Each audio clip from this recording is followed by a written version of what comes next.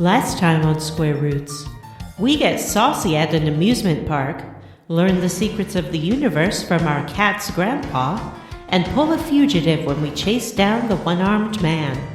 I didn't kill my wife. I don't care. What a classic.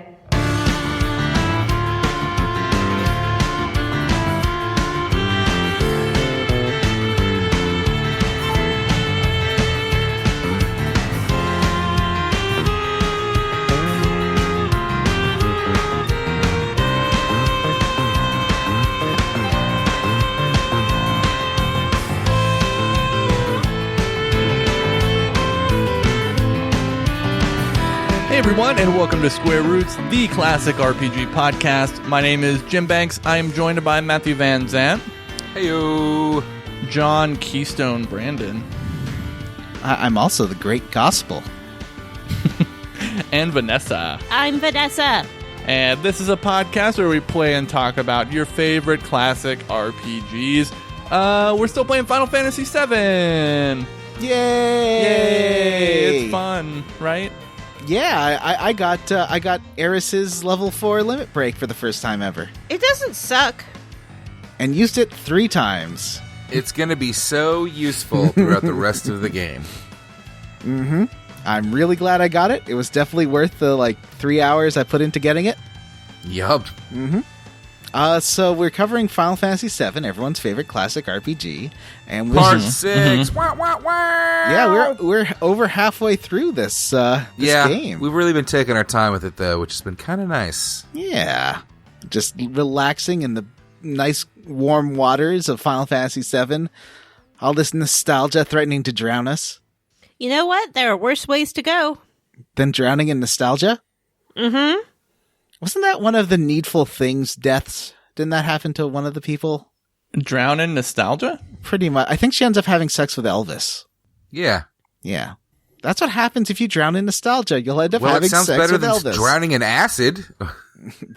Yeah. That's what was that movie called? A Cloverfield Lane?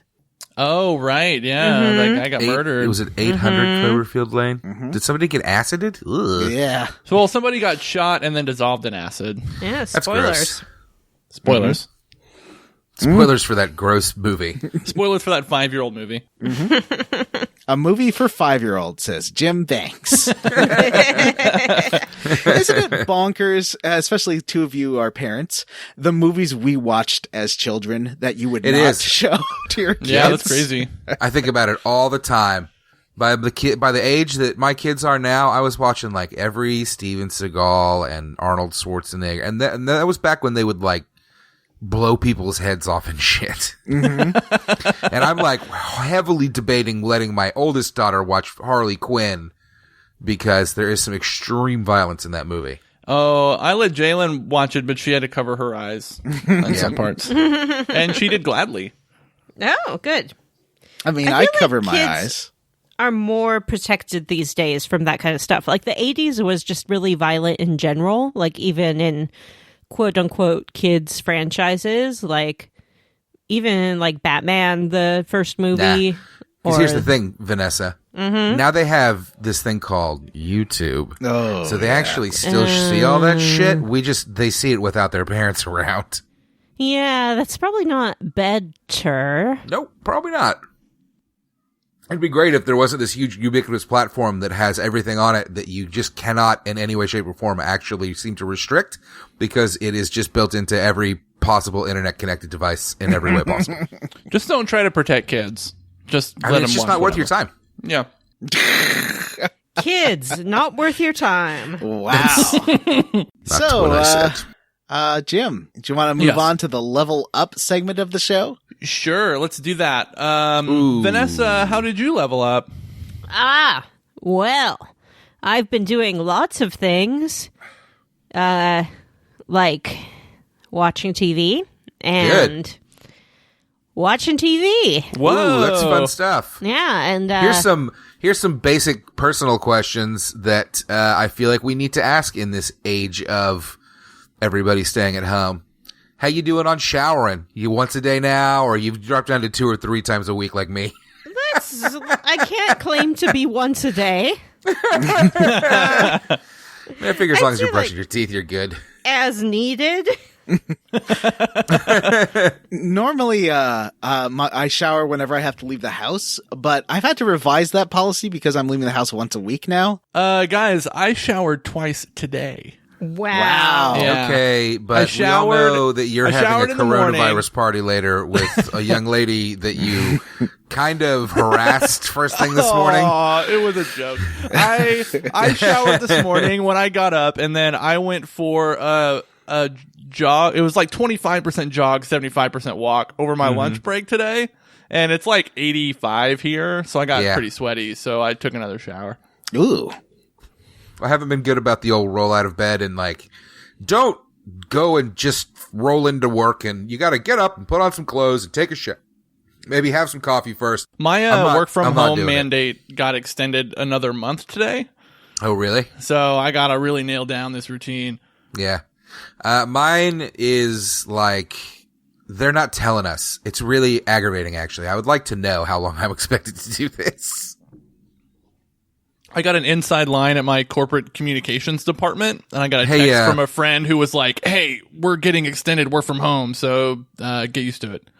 I feel like we kind of totally took over Vanessa's level up. Yeah. Oh, yeah, sorry. Yeah, Let's go back. Level up. Back to Vanessa's level up. I actually did go outside today and take a walk by the river. There were more people out there than I would have liked to see, though. You know, it's like I did my best to distance myself from them, but I just live in a major urban area, so what can you do? Yeah. I went and picked up lunch the other day, and there were 7 or 8 motorcycles out front. And this restaurant is just doing takeout only, but they had all pulled up and were sitting out front in a crowd in front of the front door eating their sandwiches, and it was like, what are people doing, man? Explain it to me. Yeah, that's not allowed. Well, every day I'm reading something about someone who made fun of social distancing on social media has corona now. Yeah. And it's like, yeah, that's how it works. Yep. But, we try to do the best we can in these very trying times. Speaking of doing the best I can, I'm doing the best I can at watching TV. What you been watching? I picked up the second season of 3%, which I've talked about on this show before. It is the Brazilian show about a not post-apocalyptic, but a future society where essentially libertarianism has taken over. Ew. And only the deserving top 3% of society gets to live in this technologically advanced paradise, and the rest of everyone else has to live in the slums. Mm-hmm. And you get tested when you're 20 years old to find out if you're in the 3% or not. What? So, yeah. That's how how it wealth works. Based? It's yeah, you have to be based? a member of the Paul family to be part of the libertarian No, in paradise. fact, it's definitively not hereditary. It's all about whether or not you can pass the test. So what is the test? It's sort of like a series of bullshit mini games, building cubes or solving an escape room kind of thing. So the first season was about this group of 20-year-olds who were taking the test. Oh, that's and fun. now the next season is about those who made it and those who didn't make it and what their lives are like. That sounds less interesting. A bit like So Gattaca? there wasn't a twist at the end where all the people that won got dumped into a chute and they all died. And it was like, we don't want the smart ones. We like killing them. No, there wasn't anything that explicit, but there definitely were some instances where people probably should have passed, but were not chosen for whatever reason. Because they weren't part of the Paul family. Again, it is not hereditary. So I haven't seen that movie, Vanessa. No spoilers. It's a really good show. I think you can watch it dubbed now. Before, I think it was only available in Portuguese, which I think was preventing some people from watching it. but it's easy to follow with the subtitles. It's kind of weird they don't subtitle every single sentence, just enough for you to understand the story. But I don't mind that. It's pretty simple story and good acting and interesting to see something out of Brazil. It's not a place that I watched a lot of content from. I also watched a movie called Ma. It was terrible. That movie sucks. Yeah. I was like, I guess I'll watch this. And it just sucked. Like, it wasn't satisfying in either way. A horror movie is usually satisfying, where you either want to see terrible people get killed or you want to see the murderer vanquished. It's like everyone was in this kind of weird nonsense zone where they weren't really good or bad, which sounds like it could be interesting, but it wasn't. Nobody was likable. Yeah, it's They just were like either they all like suck. bullies or terrible or murderers. Yeah, and so it's like but not to the extent where you sympathize with the murderer and you're like, oh yeah, I totally get it. But not to the point where you like care what happens to these bullies either. So it just sucked. And I watched a documentary called Fox Chaser, which is about... I like that movie. Is that the documentary or the movie? I watched the documentary, not the movie. I love the documentary. Movie. It's real good. All about chasing foxes. Mm-hmm. It's all about chasing foxes, by which I mean wrestlers. It's about this guy who... Sorry, what? Who? Yeah, wake up, John. Sean's ears perked up. And we're talking about like Olympic wrestlers here. Oh. Yeah, sorry, buddy. But it's about this guy in Pennsylvania who loved wrestling and essentially became the sponsor of the men's U.S. wrestling team for a while. And they all lived on his complex and trained and things. And then things got weird. Yeah, he becomes like a paranoid obsessive, and ends up. I'll let you talk about it, Vanessa. Yeah, let's not spoil the whole thing, but turns out this guy who just suddenly decided to dump all his money into wrestling had some maybe problems. Surprise, surprise. Mm-hmm. And it's good. It's sad, but it was interesting. If you're all done with Joe Exotic, why not watch that next? And that's about all I've been doing. I continue to play Animal Crossing. I have some friends in Australia who have it, and that's great because I can travel the world collecting out-of-season bugs and fishes. And it's my primary method of social contact these days. Except for occasionally, as Jim said, jacking it with my friends. Oh. Jacking it with their buds. Yeah. We've been playing some Jackbox just to keep the spirits up. It's super fun. We should do it more. Yeah, I want to try to do it at least once or twice a week because I need it and I think other people need it too. And I wish maybe we could someday... all get into like a party situation like John and I did with Man of Medan. Yeah, that would be fun. I think that for those of us who have PlayStations, we could. Maybe. I think like even if John and I are still using our phones, we can still be in a party with you and you can hear our audio and we can still participate. Yeah, that would be really fun. We can get Matt in there too. And then my other friends who have been playing don't have PlayStations, but they can at least play along with us. Right. Now, Vanessa, I don't know if everyone's been checking their notes on Vanessa. She said before she has 3 friends, which is not including us. We are not included in this total of 3 friends. And seems like a lot. I've been introduced to her 3 friends, and how mean Vanessa is to her 3 friends. Wow. That's why I only have 3. Yeah, me solo hosting Jackbox consists of a lot of sick burns on my friends and slamming their choices. Although and we did they can't get do anything about it. We got some good Vanessa burns in the last time we played with our t-shirt designs. Yes, there were some clear anti-Vanessa t-shirts. Which... Like I drew a picture of a dog that said dog with a question mark on it, and then somebody put I'm Vanessa underneath. It was actually me. Oh, Like, that I was you that did Yeah, that. You I saw burned that yourself. combination, and I'm like, that's too good to burn. I gotta do it. So yeah, I definitely want to try to do that some more. Maybe we can do some nights where we even let the listeners know ahead of time, and they can watch or perhaps participate. Yeah, that's a good plague game. I've been doing it a little bit stealthily because I've been wanting my non-gamer friends to have a chance to get in there and play. Right. But I'm totally open to doing it with strangers from the internet as well. Because on the Cool. internet, Yeah, no you are. one can cough on you. That's what you think. Oh, no. Let's see. I kind of tuned out there. Was she talking about sex? Yeah. What happened? Yeah. Yeah. Jackbox. Jacking it with Jacking it. friends. She was talking about jacking it. I don't think that term really applies to women. I mean, it can be whatever you want it to be, Vanessa. You can Okay. say Jack Words in are the all box. made up. Jack in the box. Yeah, Jack in my box. Yeah. So, Jim, how do you level up?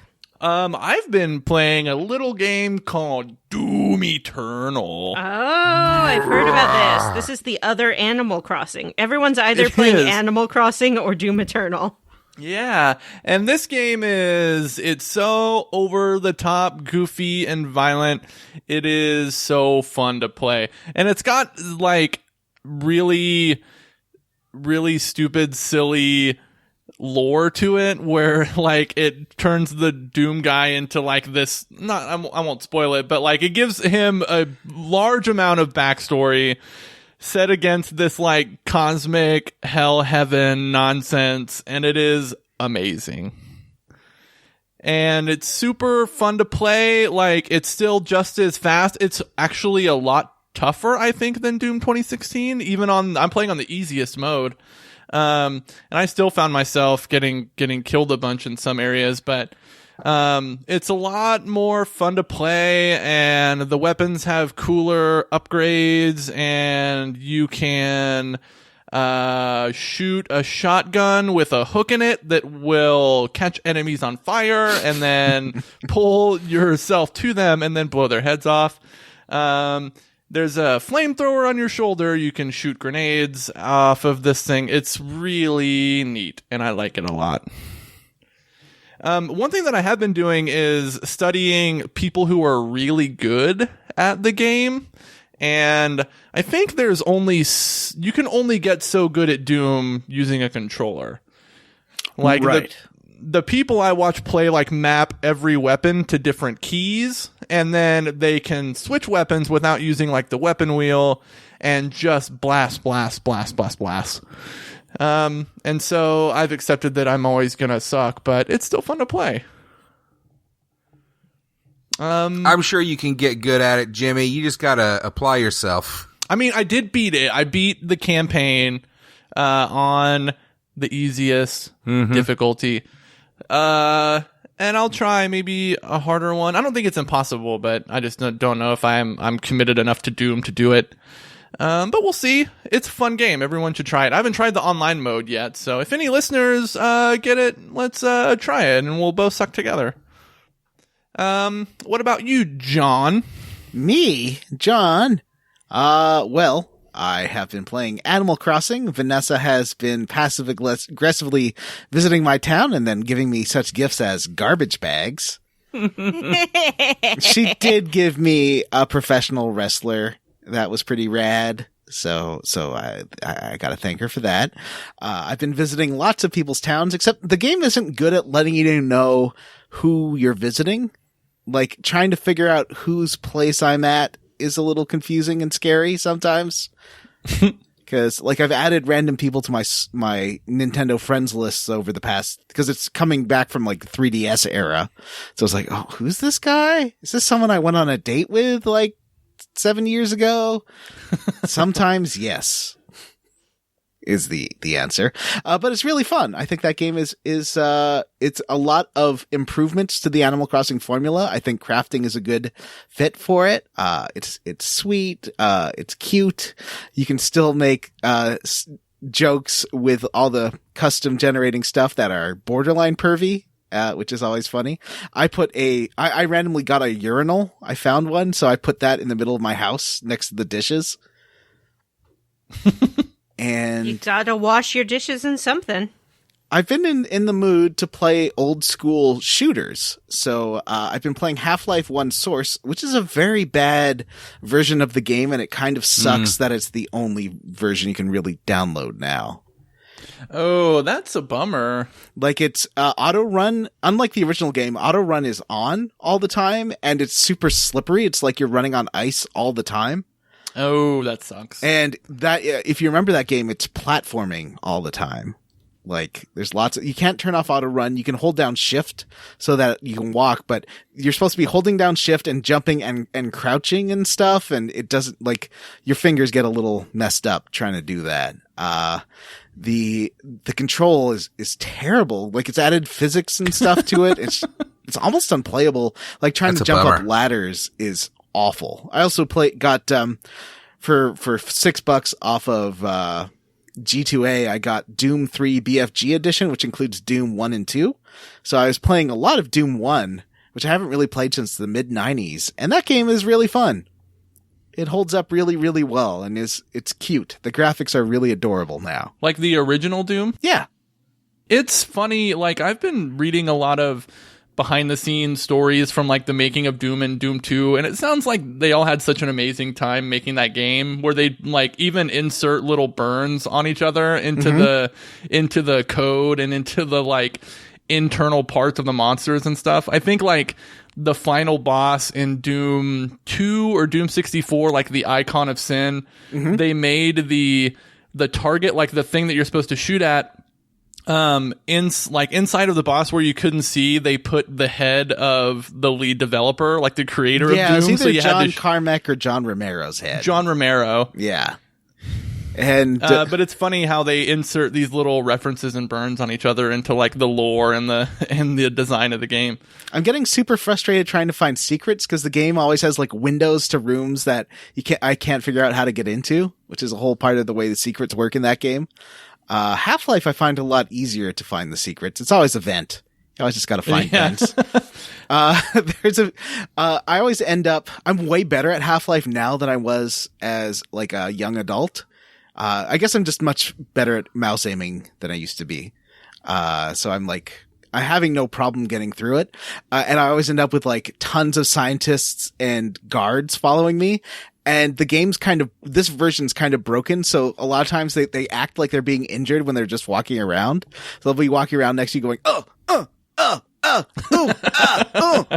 It's very weird. Half-Life still, other than the platforming, the game's really fun. Like, it's definitely shows its age, but it's like the shooting's really good.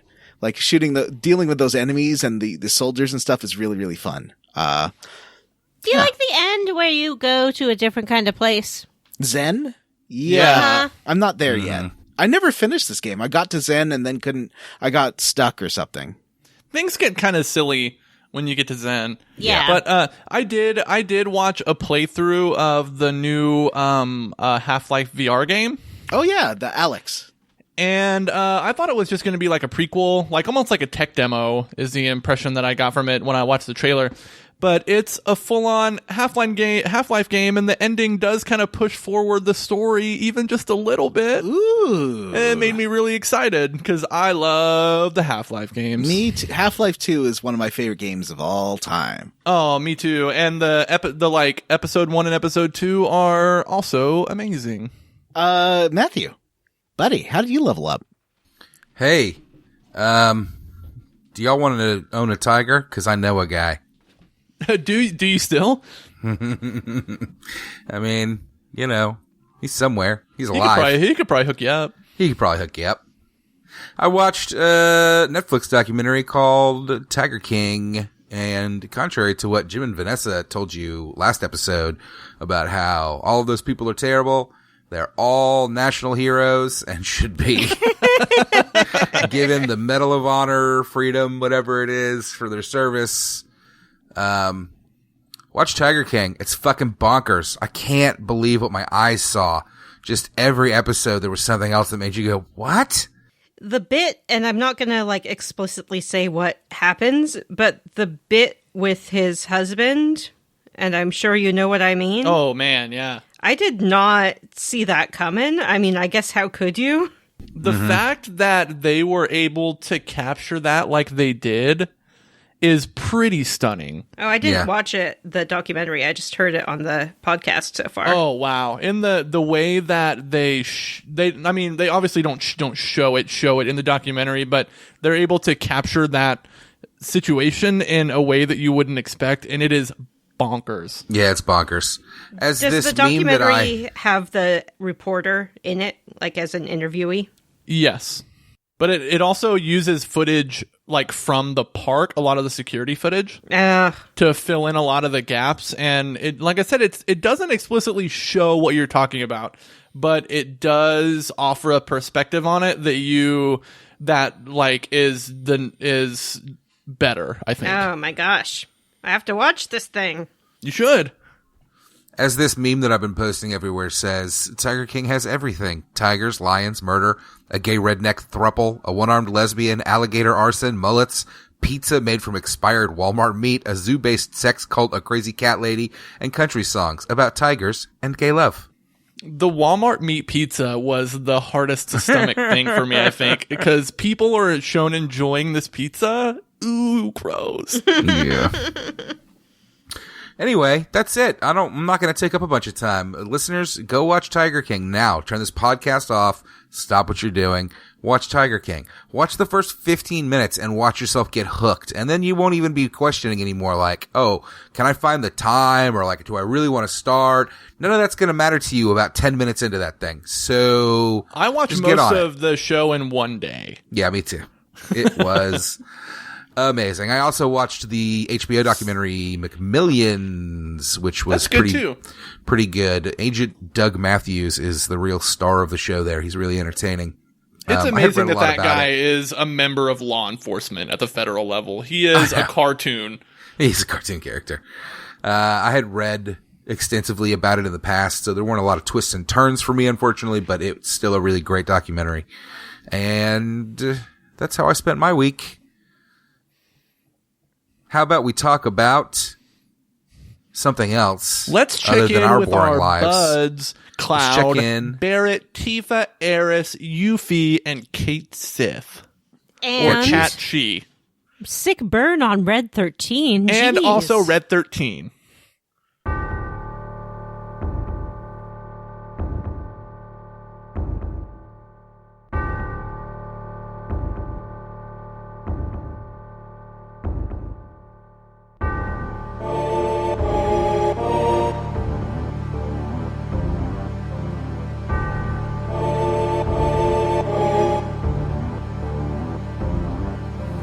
What about Rude? What about Reno Nanaki? and Rude?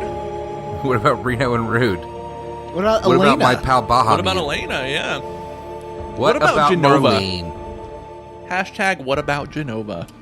Are the Turks the original Organization 13?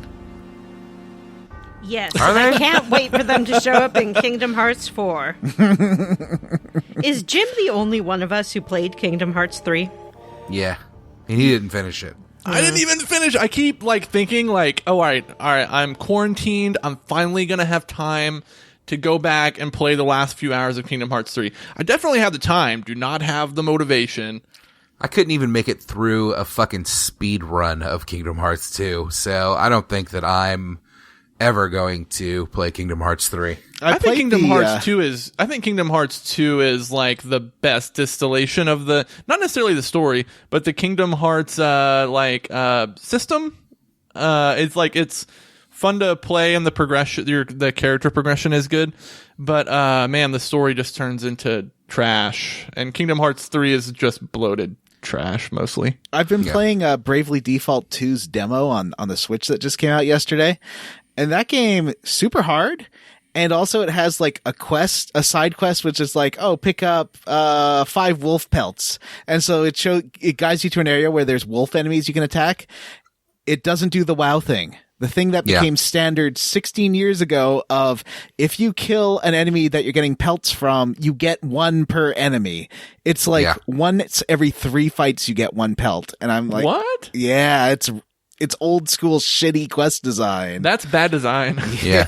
They said that they did, not in regards to that, but in regards to the combat and stuff, they did say that the demo was harder than the main game just to kind of keep people.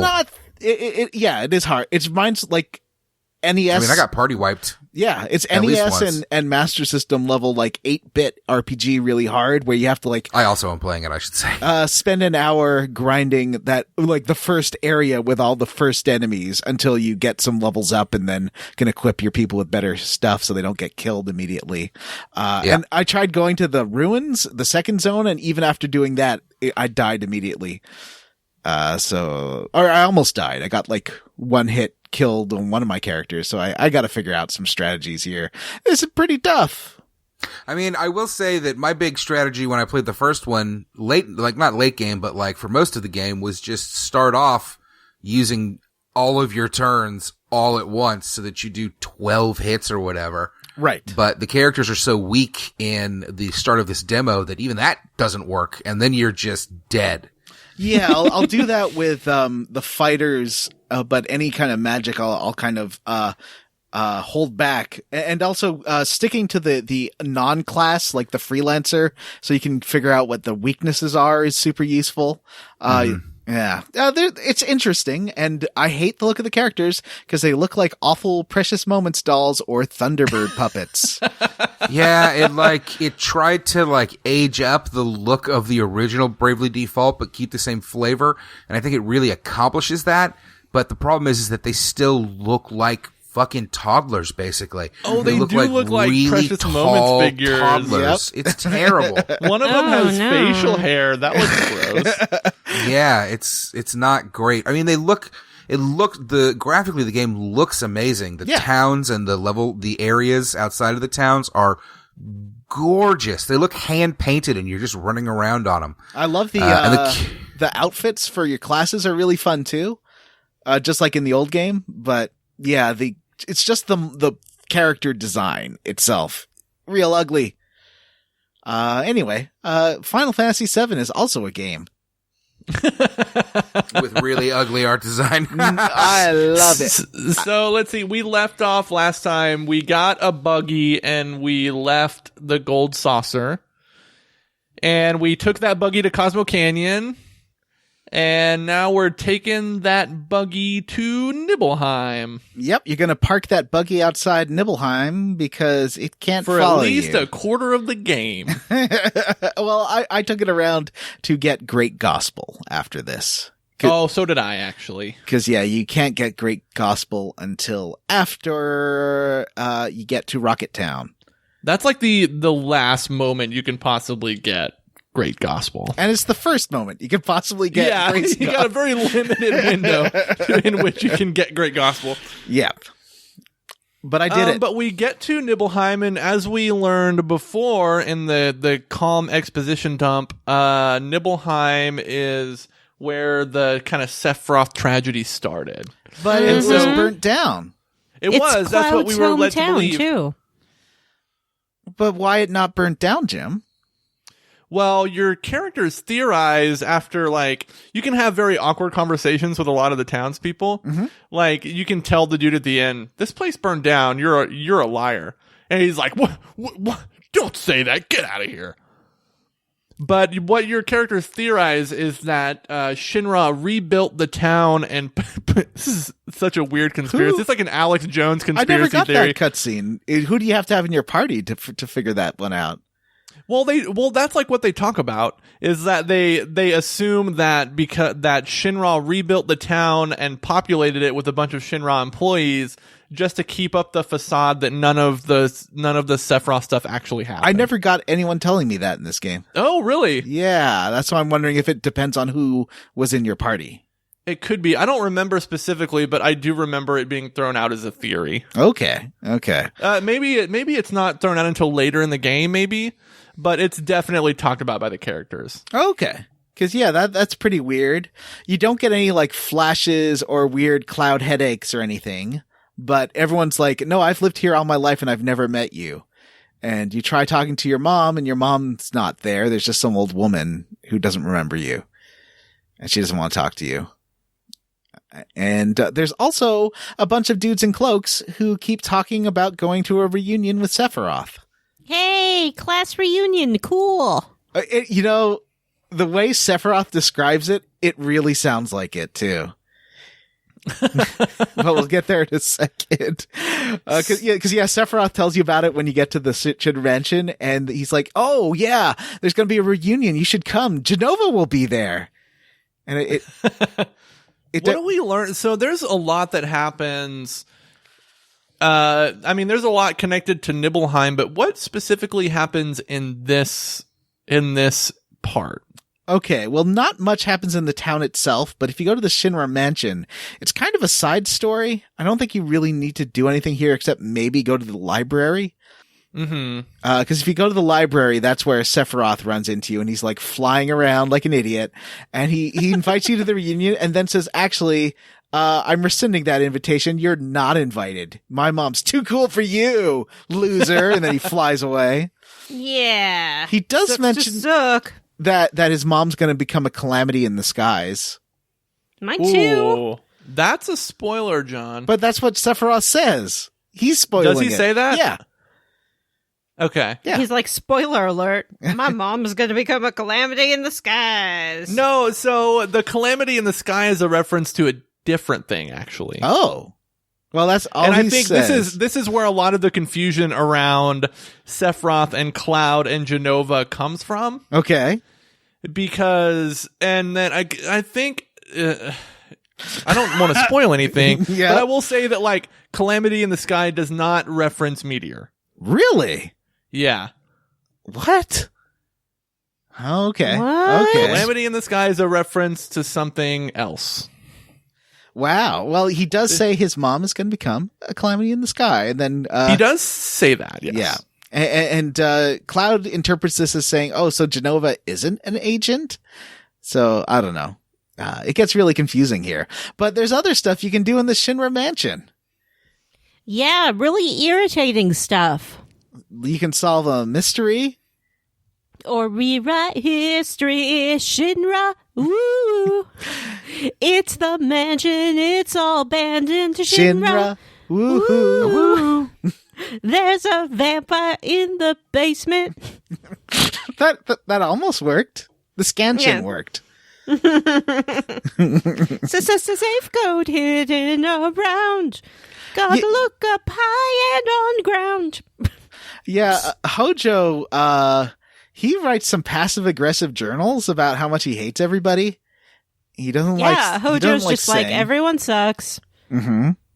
I don't like this guy. I don't like that guy. I only like this lady, and I don't even like her. Mm-hmm. There's someone named Vincent. Well, he says there's someone from the Turks that he has captured and been experimenting on. So that's cool. And if you follow all these different clues he leaves 4 clues. One is hidden in the menu, like it's a secret He's option. a real jokester. I just looked up how to do it. I remember in 1997, I took the time and solved these by myself. In 2020, I'm like, nah, I'll just look it up. Cause like trying to figure out how many, he's like whatever paces away. Does it mean like times you press the up button, or does it mean like physical watching Cloud walk paces? And yeah, it gets a bit weird. Yeah. Did you look it up, or did you solve it with your brain power? I heckin' Definitely looked it up for sure. Looked it up. Yeah, looked it up immediately. Now I've been grinding a lot because I have to get Great Gospel, so that requires a lot of combat. So when this thing pops out of the safe when you open it, it's a monster in the box. And like, there's this like 2 pages of strategies in the walkthrough on how to do it, but I just like cast Aqualung at it and it died. This, the Shinra Mansion, if you haven't been grinding, is maybe the first area in the game where like I felt underleveled when I had done my replays in the past. Because there's definitely a difficulty jump here, especially because a lot of the enemies in Shinra Mansion cast status changing like magic. Right. And it's something I had not been used to up to that point. And so you probably need, and I think maybe my level was around 20 when I got here. I think recommended is maybe 25 or 27. Jim, Yeah. I was 40. Dang, John, you're way over level. Whoa. Oops. That explains why this game has not been difficult. Whoa. I think maybe I was 21 and it's recommended 25-ish. Oh, I see what I've been doing to this game. Are y'all talking about how old you were when you lost your virginity? Oh. Wow. That's pretty good. First of all, I'm 40 now. And So it could be anywhere between 40 and, let's say, 82. When there's John a bit of loses wishful his thinking on John's virginity. part. Are you predicting my year of death? Yes, we are. No, Wow. I am predicting Yeah, the she year. took it into a dark place. No. Between 40 and 82 is a pretty generous spread, though. Yeah. I was predicting the year when you would stop being sexually active, not the year of your death. Oh. I believe the year was 2020. We all had coronavirus. Yep. Anyway, enough about that. So, Matt, did you get Vincent? I did get Vincent. I actually went back for him later. I didn't get him here. I didn't realize he was there or what was going on. It's I had to not Google like at one point. I was like, ooh, I'm free to roam around the continent. Can I get Vincent now? Oh, yeah, I can. Oh, I guess I'll go do that. Oh, I guess you do need to beat this lost number boss to get the key to his room, right? Yeah. Yeah, exactly. That's right. And Odin. so And the Odin material. the introduction of Vincent is one of my favorite things in the game because you get to this room full of skulls and coffins, and then a coffin pops open and he floats out of it. It's real great. He is the gothiest. He's a real vampire. Is he a Vanessa is he? boyfriend? He never, like, does he like suck blood and stuff? No, he's He just definitely like, goes out in the he's- sun. When we get into all the Genova stuff, I will tell you about Vincent. Yeah, we get it. It's all, that's what I'm trying to say, though. It's all Genova mutation Vanessa? splice nonsense. Is Vincent a boyfriend? Vincent is a very sleepy man who sleeps in his coffin. He has long, lustrous hair. What color is it? Brown, green, black? His what? Brown, green, black hair? His hair? His Yeah, hair it's is brown, dark green? brown. His hair is black. It's black. Okay, it's black. All right. And Turn your gamut down, nerds. and he's very sensitive. He has a troubled past, and he can do magic.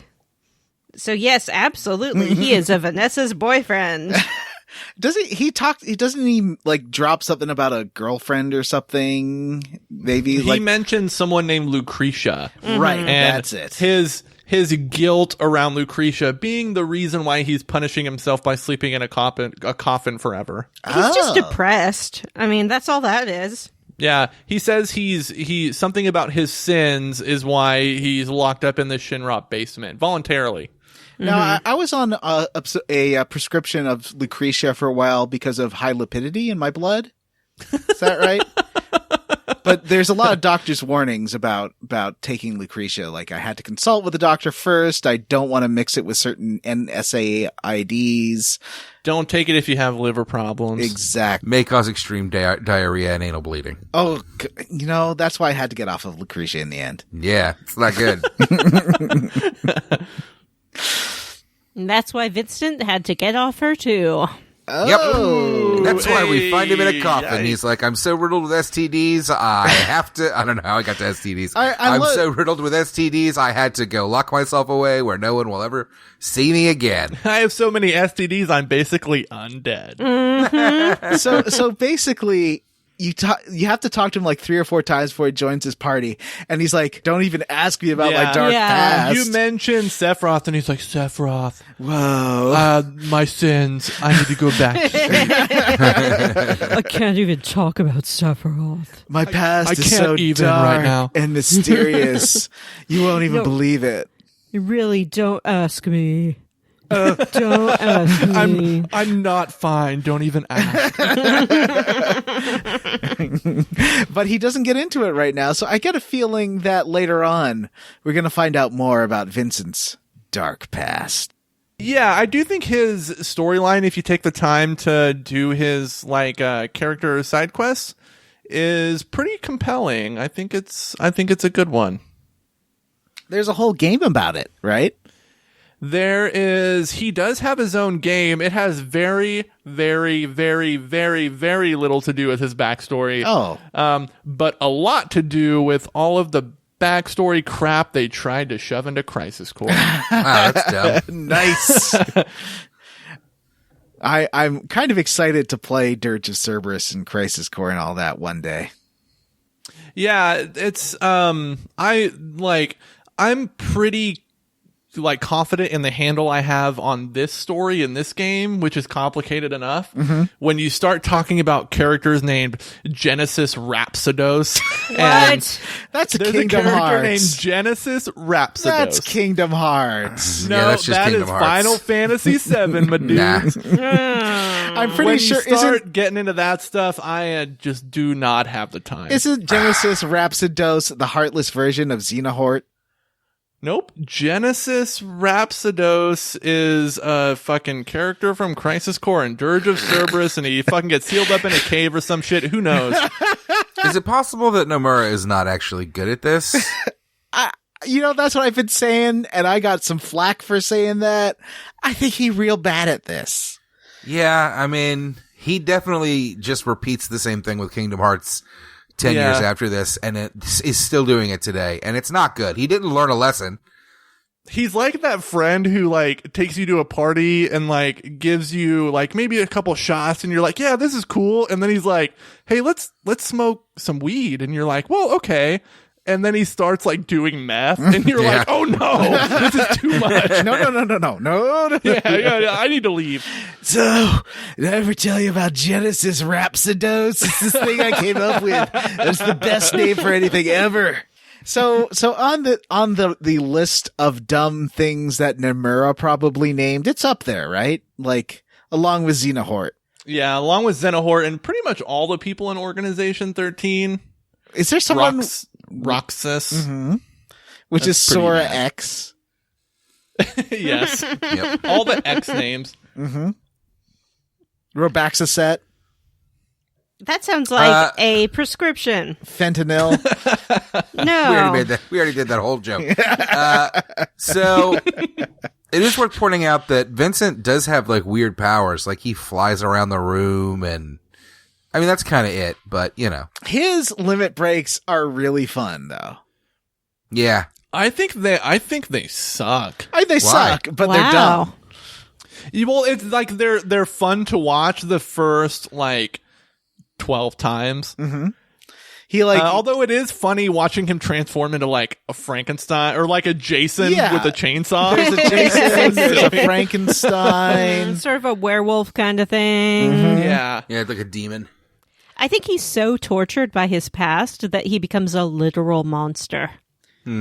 Oh, that's a good. Yeah, that's a real. Thank you, Nomura. So I missed all this the first time through, and you progress the story here by passing by Vincent and meeting our old friend Sephi. Yeah, we already talked about this. Oh, really? Yeah. He flew Did around. you guys pick up the backstory that's peppered into the basement of the Shinra mansion? There's some hints that are in There's some here. stuff about testing some vials and stuff. I didn't understand it. So there are 2 tubes, and your character notices some scratching on the tubes, and one of the scratching says, "Wait till mealtime. That's when we can escape." And then I don't remember what the other one says, but it's a response to that. Oh. And then if you go read, there are some files that are laying around the back room, and they talk about 2 test subjects, and like their escape, I think. Oh. But they reference 2 different test subjects, and how they're experimenting on them, and how they're reacting to being showered with Mako and Genova cells. Oh. Wow. Well, that surely won't mean anything later. Yeah. By the way, and we mentioned this a couple episodes ago, but come back here. Yes. To make everything make sense. When does this unlock the everything makes sense cutscene? So Cloud leaves your party for a little bit later in the game. Yep. After he comes back. Okay. Go back. Yeah. So next is Mount Nibble, which is like an old school dungeon. There's not really any story. There's no Cloud falling out of his body. There's no Sephiroth and then a second Sephiroth. It's pretty normal. There's just like a series of tubes. One thing that I do appreciate about these Mako reactors is that they all, when you get into the reactor, have a very similar layout, which makes sense from an industrial standpoint that they would design them all the same way. Well, you can go back to the reactor with all the Genova pods, but there's nothing to do there. I mean, there's some like materia and stuff to get here, right? But there's nothing amazing, I don't think. Yeah, I found like an elemental materia in the caves going up to the reactor. Yeah, that's handy. Yeah, I like that. I messed this up. I took like the final tube first, and then you couldn't tube back. Yeah, you can't go back. You have to go down and knock the ladder down first. Yeah. But you can go you'll back have to circle back end. around for all the materia. After you defeat the boss, you can go back for sure. Yeah. Yeah, this is my first playthrough where I did all the tubes and got all the chests. Yeah. And there's the boss has a enemy skill called Trine. Unfortunately, because I'm level 40 something, I kind of beat the boss too fast and I didn't get it. So I'll have to, there's one more chance to get this enemy skill, and it is so there's some old guy in Wutai who also uses Trine, but only Cloud fights him, so you have to like equip every single enemy skill material you have on Cloud when he gets into that fight. And I do think Trine is, because correct me if I'm wrong, but isn't Trine the spell that like you see a pyramid with like an inverted pyramid inside of it? I think so. There's a spell that's exactly like this in Chrono Trigger. Ooh. I thought Trine were those that series of Kanakurami, like, physics-based platformers that... With the big guy who looks like Steiner. Yeah, the big guy that looks like Steiner and, like, an old man for a wizard, and you, like, swap out. Yeah, I played the first one. I really didn't like it. There's a bunch of those games, right? There's like 4 of them. There's 4. Some people really like them. I think you have to be very creative in how you handle it, and I'm just not. It's not. Yeah. I find the physics-based puzzle stuff kind of boring, actually. Like, it's like, I'm going to smash it with the rock, and I'm going to go, leave me the fuck alone. Get out of here. I want to stab things. So you fight this jerk dragon. I didn't have any problem with him, but I'm way over leveled. Matt, did you have any issues with him? No, I didn't. I don't think I'm over leveled. I don't really level much. Sometimes I'll spend an hour in an area just kind of running around and getting in fights next to like a save point. I like to buy like 20 tents or like 100 tents or whatever I can afford. And then just like, you can level anywhere as long as you buy a save point. You can just keep doing it over and over and over again. Do you remember the 20 tents? You could leave the house, you could hang out with your friends. I don't remember. But I don't get By the way, if you're looking to grind and fight enemies, you should go park next to like a forest area. Ooh. Okay. Why? Because in forests, enemies will come in multiples more than they will in like the general like world field area. So like, especially if you're grinding for limits. Yeah. Definitely go to a forest because you can obliterate like 4 to like sometimes like 4 is usually the average, but sometimes up to 5 enemies at once, which really helps you get over the hump of some of these limits. Mm-hmm. The Humpty Each one counts, I guess. Yeah, I mean, my strategy is, as I have said, I like to have a tent handy and a save point so that I can refresh my mana without needing an ether, and then just use summons at everything, and they tend to wipe out the field in one hit. So no, I didn't have any issues with the dragon. I just kind of ran all my summons at it, and it was like, oh no! I'm dead. I just say to it, I'm gonna kill you with anime skills. And Yeah, I no, did. you poked it once with a sword and it fell over because you're a goddamn glowing monster man. I appreciate John's Supersonic. method here because the That's whole smart. like relying on enemy skill is not something I've ever done. Mm-hmm. But like when you watch a lot of speedrunners, they use tactics like this to like just blow through bosses and enemies. And so I appreciate Yeah. John taking that route. Mm-hmm. Whereas like I always do like strength builds on my characters, but Right. like for like speed runs and stuff like that, that they don't do that at all. They never level their characters, it seems like. No, that's from my experience watching it as well. It does seem like the whole gimmick is don't worry about your levels. They don't affect it nearly as much as in Final Fantasy games, at least. The levels don't seem to affect how hard you hit things as much as your weapons, and they're relying on like kind of bullshit stat cheats anyway. They're not cheats, but it's like super shredization of like, ooh, I'm going to combine these two things that, you know, you wouldn't think to combine. to and watch they that break the game. before we play Final Fantasy VIII. I need to watch that because I've always done that that's the one Final Fantasy game you can play wrong and you can get It's yourself so backed into a interesting corner. in Final Fantasy VIII, the way they use the dude who has the shotgun, Irving. Yeah. Irvine. Like he just fucking destroys everyone in that game the way they play it. oh, I really I'll wanna have to play that watch game. that. Yeah. Yeah, it is. It's actually really, really cool the way that they manipulate all the like most of the character traits in that game. Okay. It's Do you really think fun. that they fixed any of this brokenness for the remaster? I don't think so. Cause like they're not like taking advantage of glitches or, that like they're just exploiting the built-in mechanics of the combat system. Right. Yeah. And that's what I want to do. I don't want to glitch the game. I just Yeah. want to mess with it and see how I can exploit it. Now, Vanessa hasn't been super talkative this episode. Uh-huh. So Vanessa, Yeah. why don't you How's tell Animal us, Crossing? why don't you tell us the entirety of your trip to Rocket Town?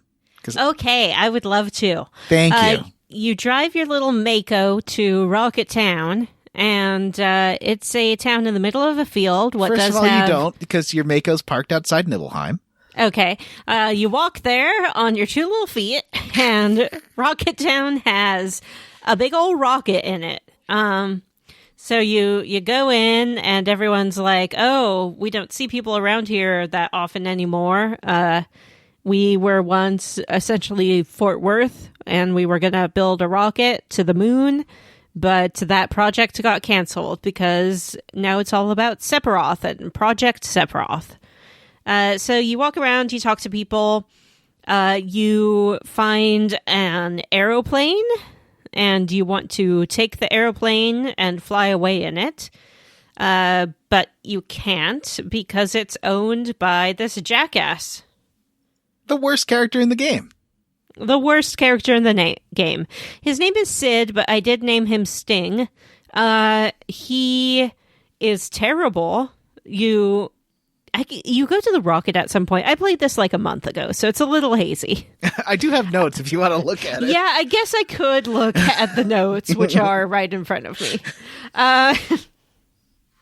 But you learn about his backstory. And his backstory is that he was going to be an astronaut and go into space. But he was so consumed with getting his rocket off the ground that he wanted to rush the system. Oh, and it's his assistant, Shara, who is telling you this. I believe it's pronounced Shira. Shira is telling you. Da-da-da-da-da-da-da-da. The Princess of Power. So Shira says that she was a technician, essentially, on the rocket thing, and she realized that it's going to explode if it tries to take off. But Sid's like, no, it's time to take off. And so she is like, okay, well, I'm just going to stay here in the exhaust port area and fix it so you don't die when you take off. And he's like, no, you have to get out of there. It's time to take off. And she's like, well, one of us is going to die and I don't mind. Because he's been belittling her the whole time. He's like, you're the worst technician. Women have no place in NASA. You watched Hidden Figures and got a big head, but get the heck out of here. I hate you. And so she's like, oh, okay, I'll just die. And then at the last minute, he decides to cancel the launch. And then it gets canceled forever. So Sid decides that She-Ra's going to live with him from then on. I don't know that he decides that so much as she just kind of sticks around. She does it out of loyalty. She's like, I'm responsible for him not being able to realize his dream, so I'm going to wait on him hand and foot. So when are we going to learn that if she had not fixed that thing and they had launched, the thing would have exploded and killed them all? Because that's definitely going to happen. Yeah, wait till the huge materia quests. Materia. Big. Big, giant, huge materia. Girthy materia.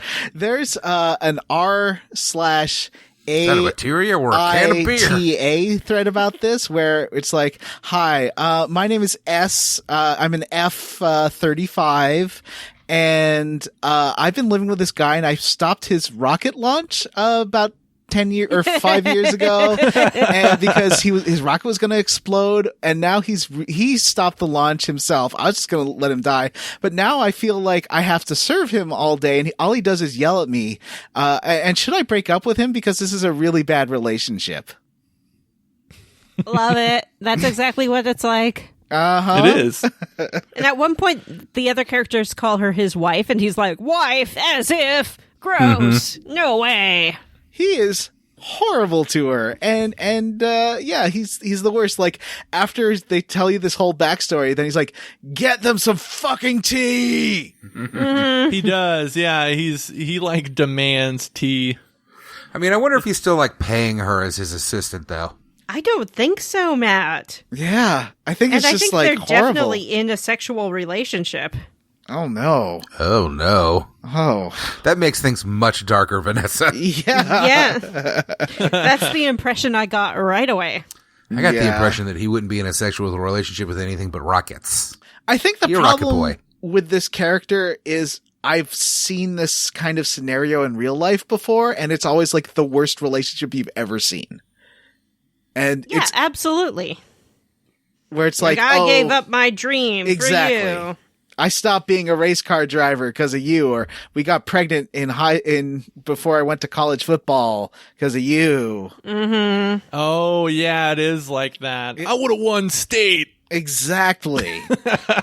And it's just, I think that it's too real. I think that's why I just as a grown up going back to this game, as a teen, I was like, oh, haha, he's such a jerk. He's such a little jerky face. But now as a grown up, it's like, no, this is terrible. Mm-hmm. I mean, it's definitely problematic. It didn't bother me that much. It's pretty quick, and I don't know.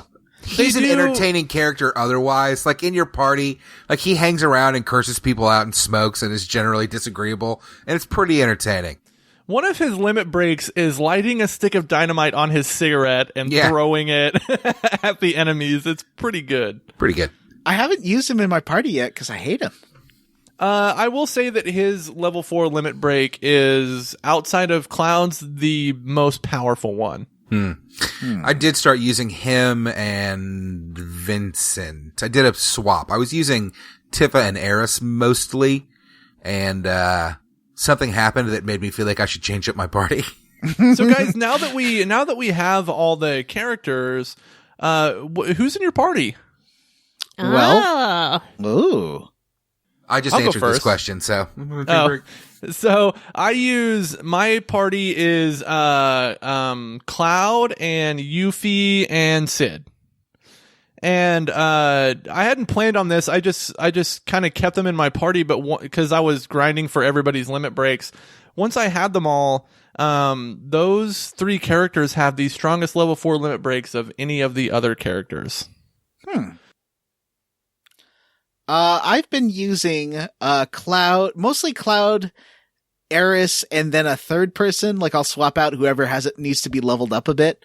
So I'll put in Red, or I'll put in Ketchi, or I'll put in Tifa, Barrett, Yuffie. So I don't know.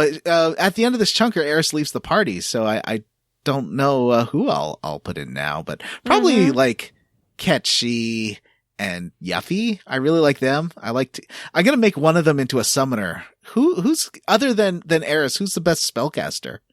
Vincent. Really? I think so. I think he has a pretty high magic. Okay. Well, one thing about this game with the materia system is there's like, are there characters that are more inclined to certain there's some with activities? like natural stats that do favor one more than the other a little bit. Like you can get away with, like if you level them up, you can get away with anything, I think. I feel like if you invest, but like if you invest in the materia system more, you can, cause like once you get the MP plus and HP plus materias, and if you start using the elementals and all that stuff, you can kind of interchangeably like mix around your characters. I've put, I think it's the time materia with not with elemental, with the added effect. So most of the, like half the time when Cloud hits somebody with his sword, he stops them, which is really useful. And I've got counter on Cloud. So like a lot of the time, most of the random encounters I'll have half the enemies stopped. Yeah, when you start getting materia like double cut and elemental and added effect, that's when you can really, that's from like what I've seen in speedrunning, that's when things you can really start to like lean into exploiting a lot of these different combat tactics. Mm-hmm. Vanessa? Mm-hmm. Who shows up for tea? Well, don't you want to hear who's in my party first? Oh yeah, sorry. I do. Vanessa, who's in your party? I don't have a particular party. I tried to really mix it up. So in comes John's favorite fella, Mr. Palmer. Is he? I thought you liked him. No, I could do better than Mr. Palmer. Well, of course you could, but I mean, of, our selection here, well, I guess Barrett? there's Dio, there's Barrett, and there's Titan. Yeah. Yeah. Titan the Summon. Yeah. So Palmer comes in and he's like, hey, you know that airplane you got? I want your airplane. And he's also like, I will also start up the rocket program. And Sid's like, this is what I've been waiting for. Hooray. But he does see you. He is upset by your presence because he hates you. Mm-hmm. And he whips out his special move, which is slapping his own ass. And he's got like a little gun like Luca's gun from Chrono Trigger. He does. He's got like a little pistol, but like it shoots sleepy stuff, doesn't it? Mm-hmm. Yeah. Is this the best fight in the game? Like the most entertaining fight in the game? Do you Definitely. Think? Mm-hmm. I wish more boss fights would have like brought in outside things Yep. to affect the rhythm of stuff, because like when you finally beat him, which he's not a hard boss, but he goes to like, so the tiny Bronco starts to take off. Mm-hmm. And he decides to like run away, but like this big Shinra panel truck drives up and runs him over. Mm-hmm. Is he dead? I don't remember if you see him again or not. He might be dead. I think. Oh no, he's Wow. dead. If that's true, that's really grim. Yeah. If that's true, they should have made like Tifa the driver of the panel truck. Yeah. You mean the panel truck was just a random driving by truck? Yeah, well, it's some kind of Shinra vehicle that I think is there because of the like Rufus delegation or whatever. Yeah, they're like, bring everyone in. Rufus I is assumed coming. that one of your friends was driving it. That's what should have happened. Like, there should have been one of those. You remember that cutscene when you were in like the Shinra building of all your characters running around and jumping into vehicles? Mm-hmm. There should have been one of like Tifa and like Kate Sith running around looking for something to do, and they jump into a Shinra panel truck and run over Palmer. Incredible. And then you get another great. I really like this cutscene. Oh yeah, of the tiny Bronco taking off. Mm-hmm. And like slowly hovering above Sid so Sid can grab on, and they're all. Yeah, Sid's like, my airplane, motherfuckers. Wow. Do you wonder, because he doesn't actually swear, he just speaks in like, ASCII, wingdings. pound, dollar sign. What swears do you think he's using? I think a lot of gender-based swears. Do you think it's like anatomy-based swears? I mentally just fill it in with like shit and fuck. I always assumed like when they were longer than 4 characters, he was saying something like motherfucker. Okay. Yeah. I think that's more of a Barrett swear. I think Yeah. that he's like all about the bitches and things The like C that. word. And Yeah. Oh. Yeah, I think you're right. The C word, you mean Sid? Well, I guess that it's canon now. So, ladies and gentlemen, Sid has gone from problematic to how dare you use him. Yep. He's awful. And he smokes. Bad role model. Hashtag time's up, Sid. Sid 2. Oh, boy. Well, this is Jim's favorite Sid in all the Sids. Am I wrong? No. I like his, like, I will admit he's very shitty now, but like later in the game, he becomes the main party member, and he has a really good arc, I think. Does he apologize for the decades of abuse to Shira? He does, actually. That's a whole, like, cutscene you get. Well, that's good. Of him realizing that he made a mistake in his assumption about Shira, and he apologizes to her and makes it up in a very nice way. Well, I guess we'll get there when that's we get true. there. With a proposal. So, where were we? It's a real Beauty and the Beast story. So you fly away on this airplane, half your party in No. the plane and half of them No. like... How dare you discuss it without me? You're You right sons of bitches. here. What are you talking about? He's mad he wasn't here for the Palmer getting hit by a truck. Oh, yeah. The best thing that's happened in this game. The Palmer fight. He's Would you just say- an old fat man who's perverted and weird and like slaps his butt at you. And he gets Final hit by a Destination. fucking truck. He gets He does get Final Destination. Which, by the way, when you cut back away from the end of that fight, there's no truck.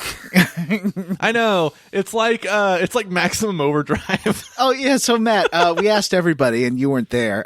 Is Palmer dead? I don't think so, because he kind of got just like hit on the butt and like knocked away. Oh, okay. I think that if he was dead, he would have gotten like flattened on that truck. It would have been great if the truck drove through and he just exploded into like a red-brown Palmer mist. I think you don't see him again, though. I mean, that doesn't mean anything. There's a lot of characters. It's a big cast. He's not I that wonder important. what the game facts theory is on this. I mean, can we Palmer not dead. find out? Okay, ever? you go Google that while we move on Yeah, to you the come back to us gold on that. saucer. Okay. If it's interesting. I'm going to wait for the remake and see if they have Palmer's like mangled, bloody corpse visible. It's crazy in to the- think that we are. I'm sorry. It's crazy to think that we are like a probably Final Fantasy Remake Part 2's worth of game away from What? where Final Fantasy Remake Part 1 is going to end. You know what I mean? No. Like, probably Final Fantasy Remake Part 2 will end at, like, Cosmo Canyon. Oh, okay. It is confirmed that he is not dead. Oh. Ooh. So you never see him again, but his voice is the one that gives the orders for the launch of a thing later in the game. So he has some dialogue attributed to him, but you do not see him in person again. Okay. He launches it from his hospital bed, yeah. presumably. He is never seen in the public again. He's very much a cartoon character. Yeah. So, So we finally Roger are the Rabbit king of the situation. skies. We have an airplane. We can fly wherever we want to go. Yeah. Just No. kidding. This No, plane it's sucks. more of a jet ski. Yeah. Can I ask you a question, everybody? Quick question. uh-huh. Can airplane be boat? Yeah. Airplane be boat. Can Haven't you airplane be boat? haven't you ever seen Tailspin? Like that's a plane that can Is also it be a boat. that kind of plane? A seaplane isn't a boat. It's a seaplane. But it's a plane that can act as a boat in the sense that it can be buoyed on That's top like of water. saying that a plane can act as a car because you It can can. drive it around. It can. Yeah. That's Yeah. why they say planes can taxi around. Yeah. Yeah. Should have seen the Uber that picked me up the other day. Oh yeah, it was It was a small B-17. biplane. It was a Southwest Airlines plane. They are desperate. That would be great if you called an Uber and like a Spirit Airlines thing showed up. That's the Uber Triple XL. We're stupid. Yep. That's a stupid bit. Yep. The I Uber love Triple it. XL. That's why it costs so much more, because jet fuel's so much more expensive. That's what they do in surge pricing. Is they roll out the Spirit Airlines and American Airlines jets. So so Vanessa, now that we got this barely flying plane, where'd you go? You go right into the water. It can only go in the shallows. And it's time to head off to the Temple of the Ancients. I found a beach down south where you can hang out and fight sea worms, which are big and take a little while, even at 3 times speed, but give a lot of experience and gold or guilt. I did really fight a few needed. of those. Yep. When leveled there for like an hour and a half. Those are also like real mainstays in the battle square in Golden Saucer. Oh. They're often the final battle, I think. I actually only won like a few fights in that battle square. Did we do that yet, or are we getting there? We're getting about to there. get there because you have Okay. basically you have to figure out Never where to mind get then. this keystone. There's a few places that will give you hints. One is Jim's favorite village. Bone Zone. Down. Jim loves taking people to Bone Town. Yeah, you can find a lot of interesting stuff in here depending on where you're at in the game. You're like, hey, this is one of his online date things when he goes on online dating sites. Hey, can I show you, can I take you on a trip to Bone Town? And then she's like, sure. And then he just shows her the mini game of trying to find a harp in Bone Town. Yeah, I was like, where should I plant the explosives here? And she's like, wait a minute, explosives. Where should I start digging? Jim's like, we're going to need at least 3 people to stand around in Yeah. a circle so we can all look at you. Here's the thing is that he explains it to her on their first date, and he has those little chunky, blocky toys, and he pulls them all out of his pockets and is doing it on the bar in front of her, on front of the table, like, hey, baby, can you show me how to get to Bone Town? Yeah, so after Jim's trip to Bone Town, and then I went to that shack, you know, it's like a little old place where we can all go to, get together. It's a That's near Your Calm, what? right? tin roof. Rusted. Yeah, there's a little peninsula where you can park the tiny Bronco and go talk to this guy who explains that he makes his own weapons, but he's low on materials. Yeah. Yes. But But he I doesn't send you on a fetch quest. No, you kind of got to figure this out on your own. did by looking it up. I don't remember what you have to give him. You have to give him mithril that you get from a dude if you have Oh, 2 odd that's numbers in your battle total. Yes, I think he tells you how many battles you fought in, and I think doesn't like the last 2 numbers in your battle total need to be like 2 of the same odd number? Yes. And then you get mithril, which you give to him. And then there's like 2 chests you can open. One which gives you like a crappy gold armlet, and one that gives you the great gospel. Well, you can choose. He says you can either take the downstairs treasure or the upstairs treasure, right? So he says you can have what's in my safe or what's in my trunk. Right? I couldn't figure out what I was supposed to open because it's like the guide said the small chest or the big chest and what you want's in the small chest. And I like tried pressing A on everything in the dumb room until I finally figured, like I had to press A on the safe while he was opening it or something. It was really weird. Yeah, it's like, but like, so you can pick one, I think, and there's, like John said, a shitty armlet and the big chest, and then the little chest is like this little wall safe that he has on his upstairs walkway, and you open that and it's got great gospel in it. Do you Which you guys can- like the upstairs treasure or the downstairs treasure? I guess I like the upstairs treasure. The upstairs treasure is the foreplay, the downstairs treasure, and never mind. What? I thought we were talking about anatomy. So we're not talking vaginal and anal then. Upstairs. I don't know. What? Anyway. Never mind, So John. I got a great gospel. It was amazing. I used it 3 times. What's it do? It heals everybody, restores all their MP, and makes them invincible for a couple of rounds. Fucking awesome. Yep. At least like 3 turns, I think. Yeah. Which is pretty great. I wish you could have it the whole time. I Me can too, see it, like- why you can get it here, and then obviously we'll talk about it in the next episode.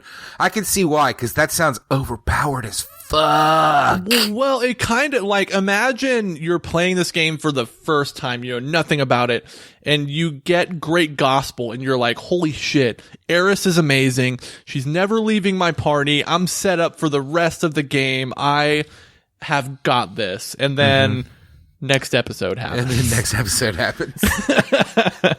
All right, let's get back into it, gang, because we need to get through this shit. We get to go back to my favorite place, the Golden That's Saucer. Why? Because you learn that the owner of the Golden Saucer has the keystone that he excavated from the Bone Zone. Mm-hmm. Did we talk has it about in his trophy Did we talk about the material you can get in the woods at? That's later. That's just Bone Town? pornography, Matthew. That's No, just you can get pornography. that right now. You can get that before you leave Bone Town the first time. It's you just can there. go into the woods and get the woods pornography. You can go into the woods and get the triple attack bull guy materia, whatever the fuck it's called. It's pretty great. It What does material is fire that, by the and way? I don't lightning, remember. Something with a K. Kajita? Something. And it's a bull. And then a bull stomps the ground. It's awesome. It's like Bahamut powered. It's I haven't great. got that one It's yet. Kujata. You go to Vegeta? Bone Town and there's this woods above it that you have to pass through again here soon. And there's like a little red material rolling around on the edge of the screen. You have to like chase it. And it Yeah, disappears. you and get like, reappears. this is when you get into the Forest of the Ancients and there's like a top-down view Yeah. of Cloud running through the forest. If you pay attention, there's a couple different materias that are running around. But the summon materia that you can grab is Kujata, which is like this big earth elemental bull. Oh, Yeah, but summon. its elemental attack is fire, ice, and lightning, not earth. You know, Oh, really? It will not, so if you attack something that's fire, if you attack something that is, what's the opposite of resistant? If you attack someone that's resistant to any one of those elements, they'll get healed. oh, So okay. So that's a little It can tricky. kind of backfire on Yeah. you, particularly from Yeah, large and crowds. that makes sense because his attack is called Tetra Disaster. Right. Yeah. Where he inflicts a bunch of different elemental magic on the enemies. Hey, Jim. Yeah. Before we move on, just real fast. Mm-hmm. In the safe is Odin. After you defeat the red dragon is... Yeah. Oh, no, we haven't got to Bahamut yet, so we'll talk about him after.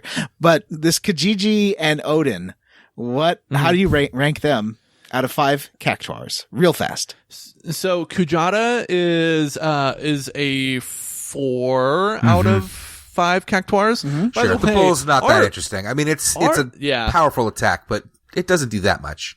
Our listeners, by the way, have a lot of opinions about how I pronounce the word cactuar. Oh. Oh.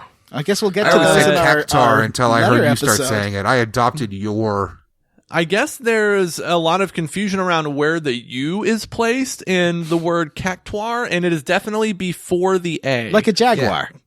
Yeah. Yeah, so like I guess a lot of Jaguar. our listeners like have thought of it as Cactuar. cactor. Yeah, that's Yeah, I how always I said always thought of it. cactar, but I'm a Cactar. lazy pronouncer. It's cactuar, I think. Well, you have it tattooed on your body, so I do. if anyone should know how it's pronounced. Yeah, if it's I got you. it wrong, that would be really embarrassing. Is it But possible so- to get something wrong that's been translated from another language? I mean, No, you're not and, like, mispronouncing it. It's impossible to mispronounce it unless you're speaking it in Japanese, right? And like we Right? definitely talked about Titus. this in The one of character's the name is one of Titus. the. We definitely talked about this in one of the last episodes. Like, if you mispronounce something that you've never heard out loud and you've Yeah. only read in a translation of something, that's the most forgivable type of mispronunciation, I think. Do we want to share stories of times that we've humiliated ourselves by doing that? Because I've got 2. What are yours? Let's see. I thought Matire, like a martyr, Martyr. I thought martyr was pronounced like Matire. Yeah. I definitely on this show thought ennui was NUI, and you guys laughed and laughed and laughed. I have a similar one where once I kept going back to a guy that I was working with, that was underneath me, that was working for me, and telling him that I needed something to be approximately right. And he finally snapped at me after like the third time and was like, "What the fuck are you talking about?" And I'm like, "I need it exactly right." And he's like, "That's not what approximately means." And I was like, "I'm the stupidest person that's ever lived." That was 20 years ago. Like I was real young, but that was a real good one. I've never actually mispronounced any word ever. Okay, fuck you. You mispronounce everything, John, you I think Canadian you're fuck. mispronouncing Bahamut whenever you say that. Bahamut? Is it not Bahamut? Bahamut? Because that's what I always said. Why would you stress two different syllables in a word, John? Bahamut. Because I want to. I also used to pronounce it Kokobo. I did too. Oh, I like I did Kokobo. too. Yeah, way I down did too. to Kokobo. But I think I saw the voice acting fix that one for me. Yeah, For sure. yeah. So has cactuar never been said aloud in a Final Fantasy game? It must have. Sometime in must 10 have, or right? something. I feel like in at least World of Final Fantasy they say it, right? Probably. Maybe. Here's the thing about a cactuar.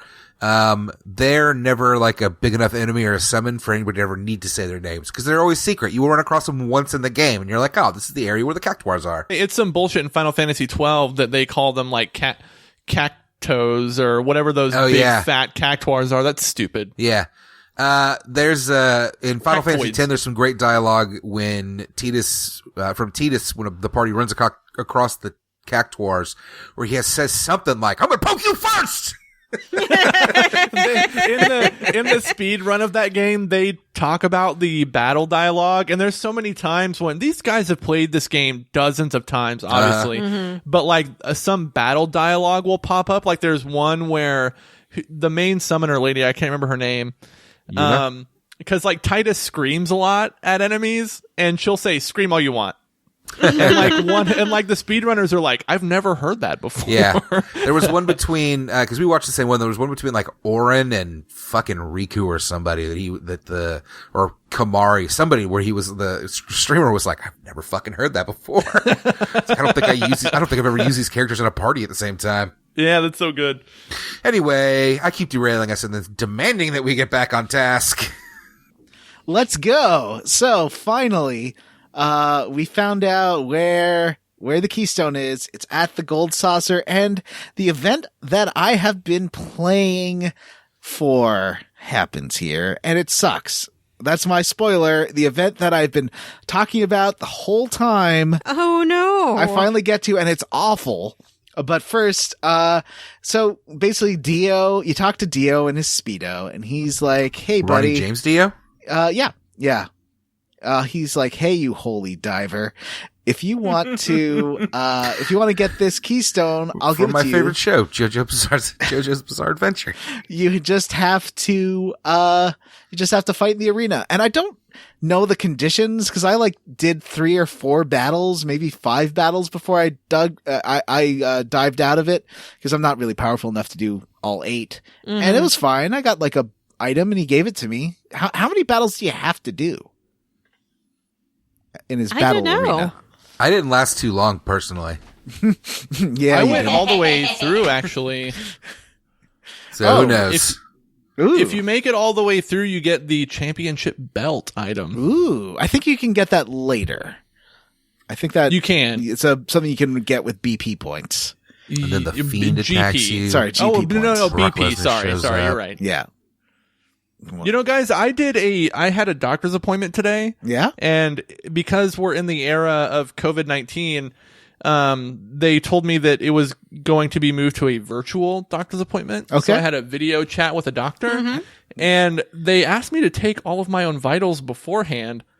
And so, I can weigh myself and I can take my own temperature, but I do not have a way to check my own blood pressure. Yeah.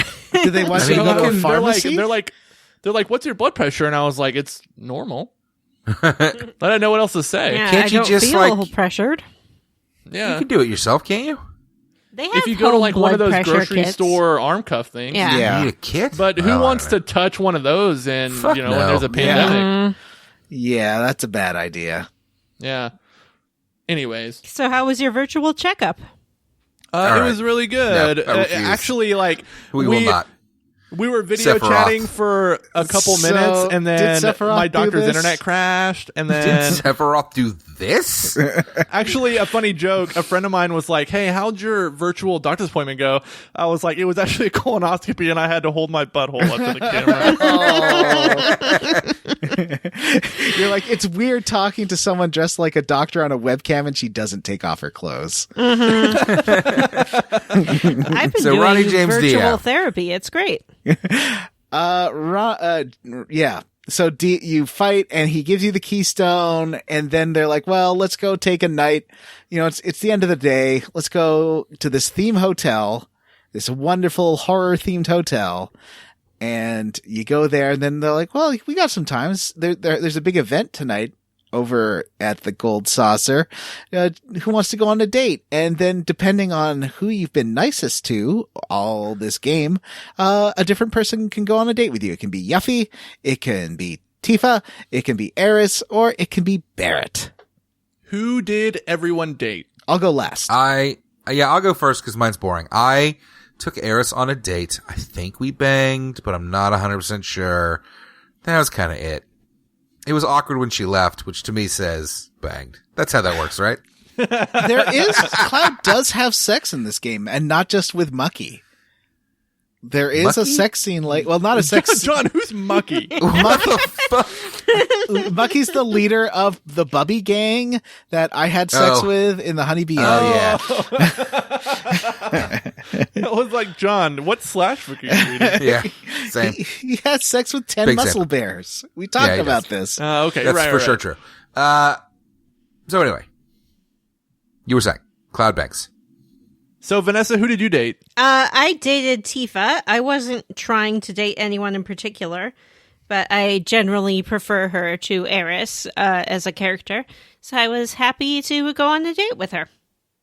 How was it? It was fine.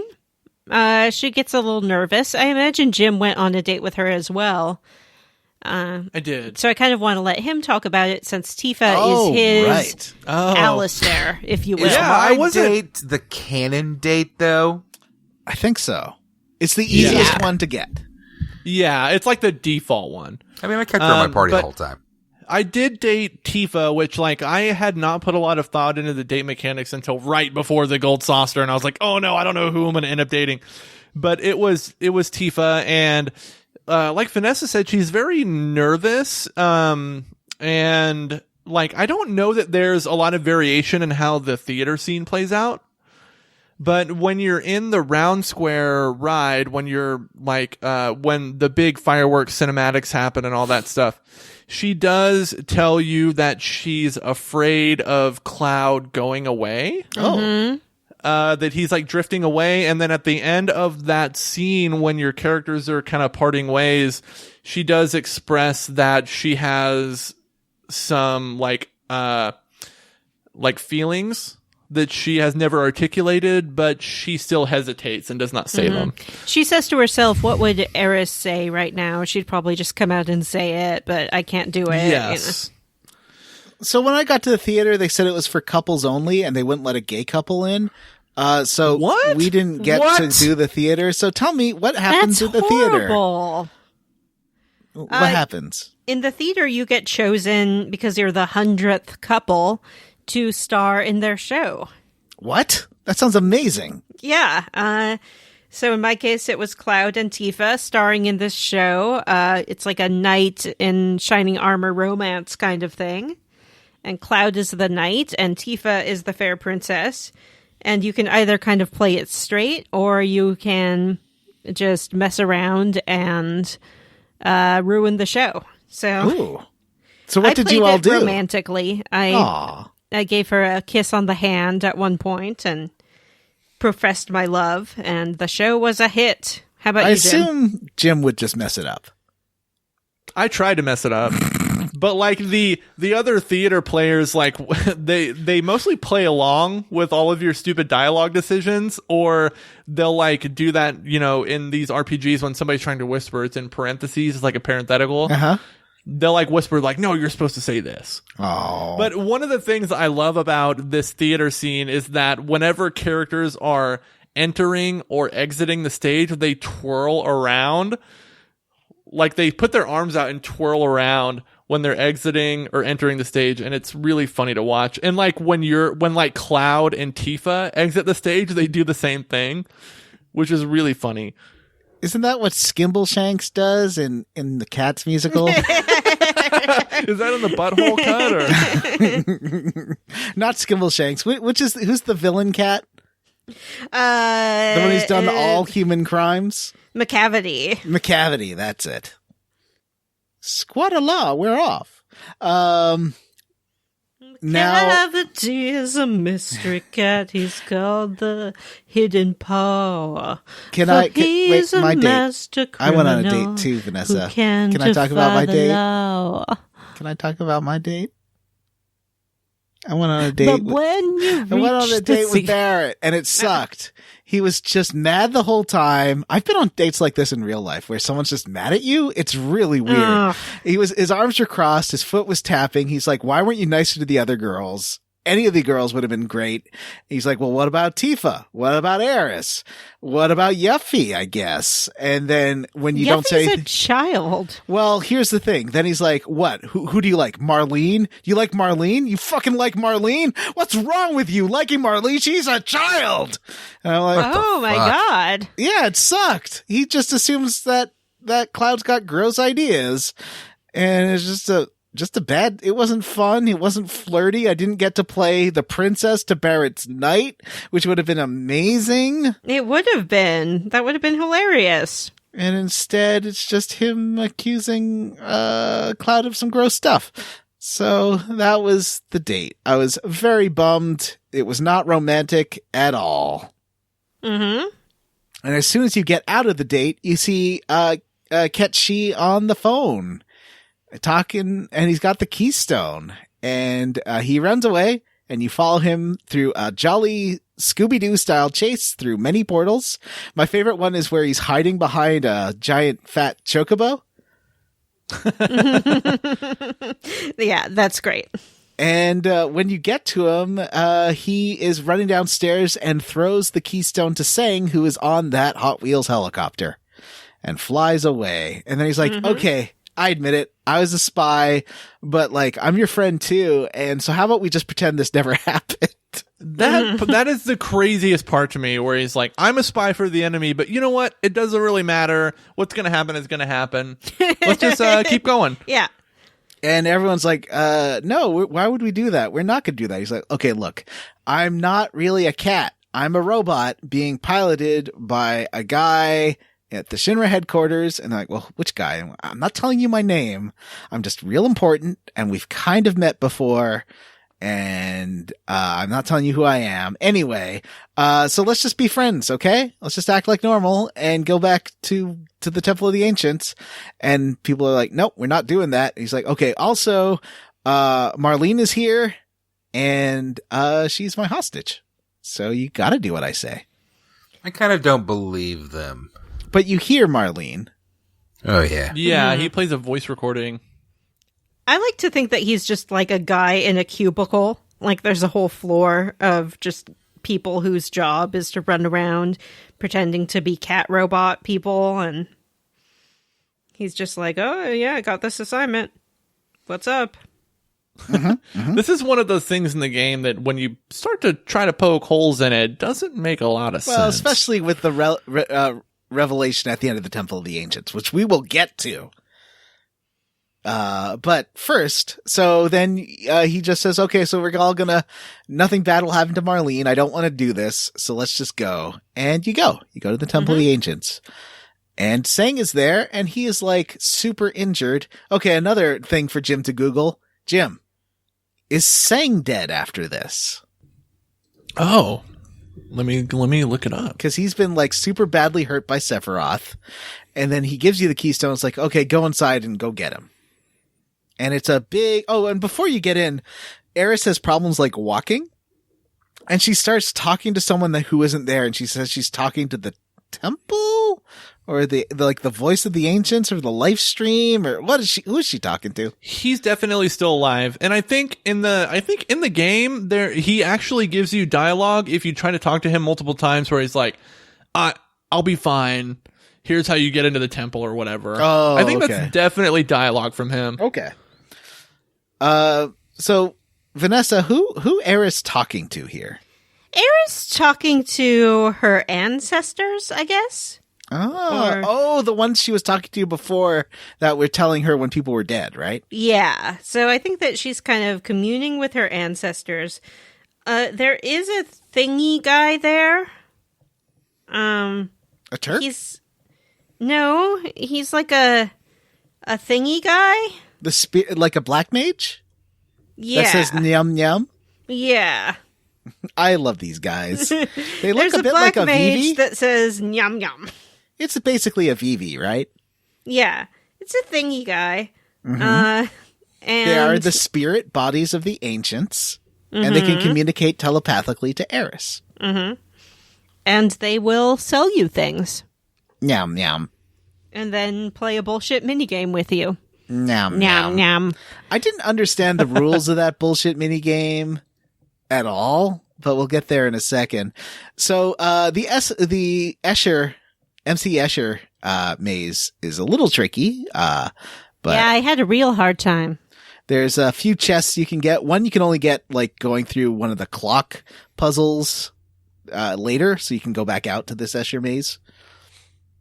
Oh, okay.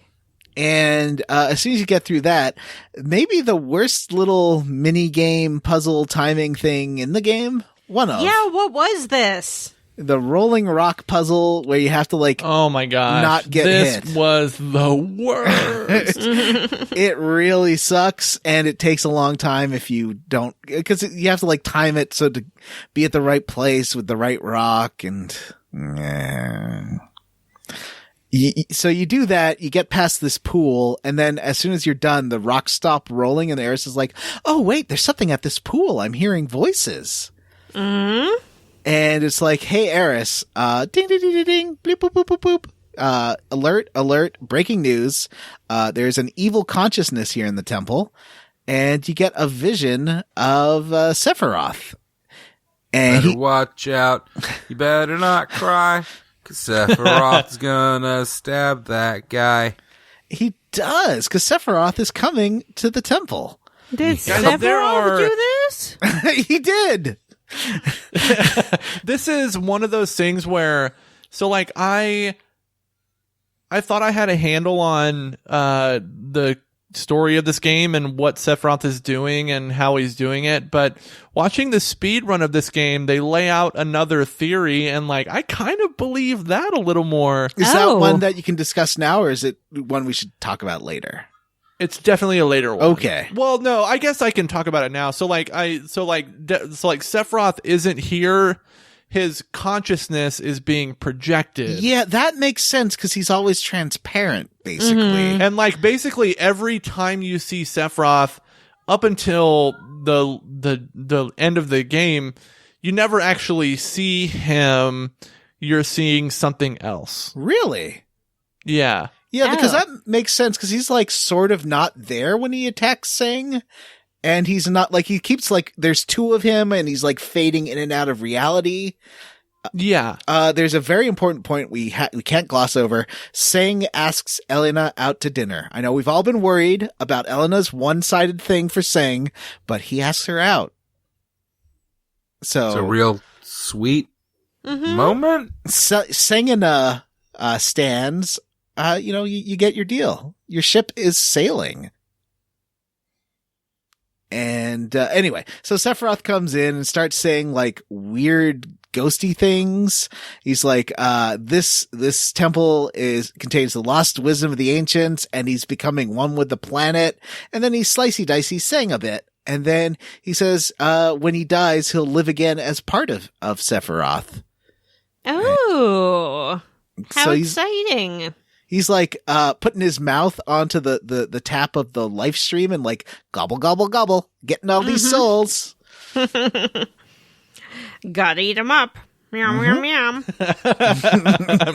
Nom nom nom. Exactly. And then you have to go to the creepy clock room, and I don't like it because the clock has a mouth, Vanessa. Yeah. I don't like, things that shouldn't have a mouth but do have a little mouth. Mm-hmm, like Cogsworth the clock. I don't like, no, at least that has eyes. If there's no eyes and it's just a mouth, Johnny don't like it. Johnny don't like little mouths where there should not be a mouth.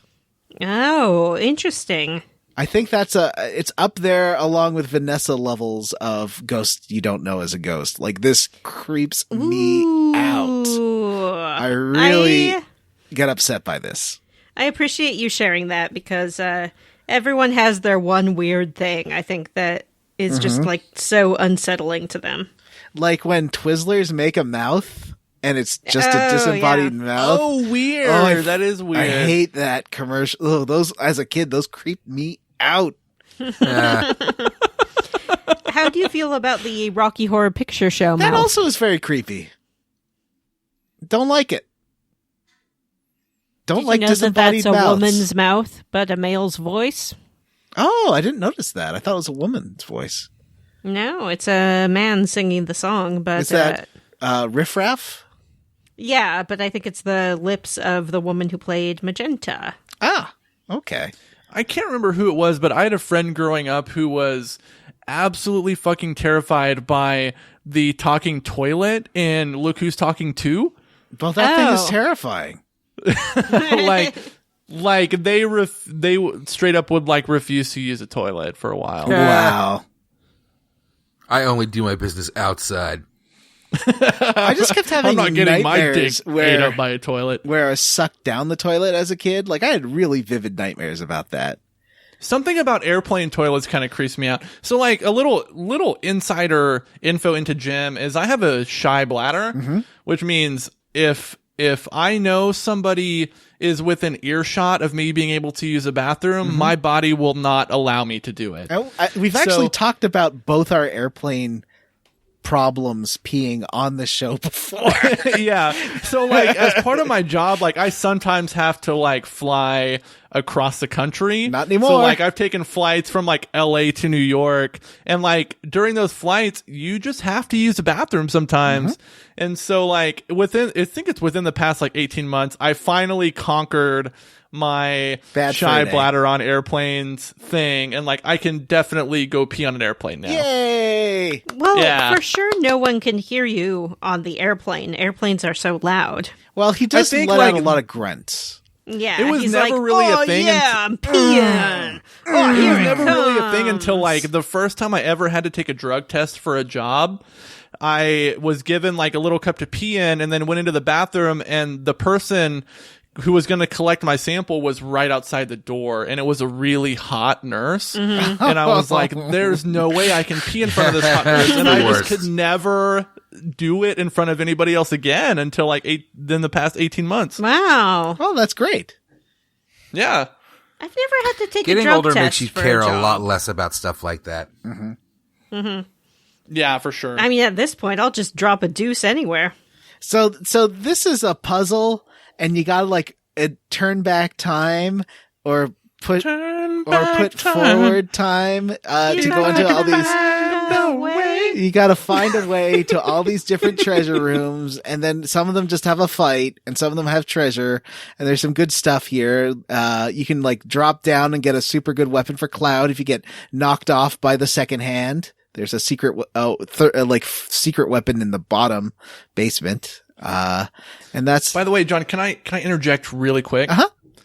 If you want to level up, like automatic level up, watch the video for Turn Back Time by Cher. It's on YouTube. It's great. One of the greatest music videos of all time. Yeah, absolutely.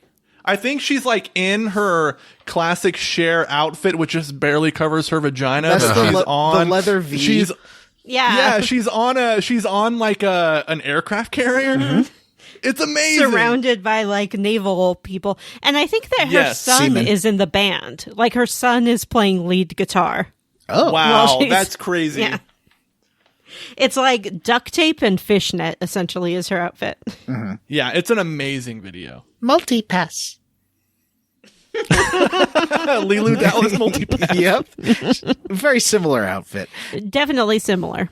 Yeah. So after you get past creepy clock room, you finally get to the room with the murals. Sephiroth shows up, and I really think you're onto something here because it explains why he's showing up in double and like weird translucentness.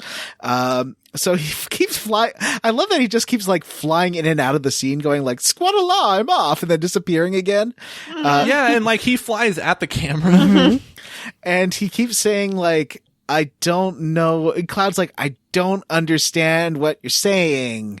When he starts saying ominous things about becoming one with the planet. And then you walk by this mural of a meteor.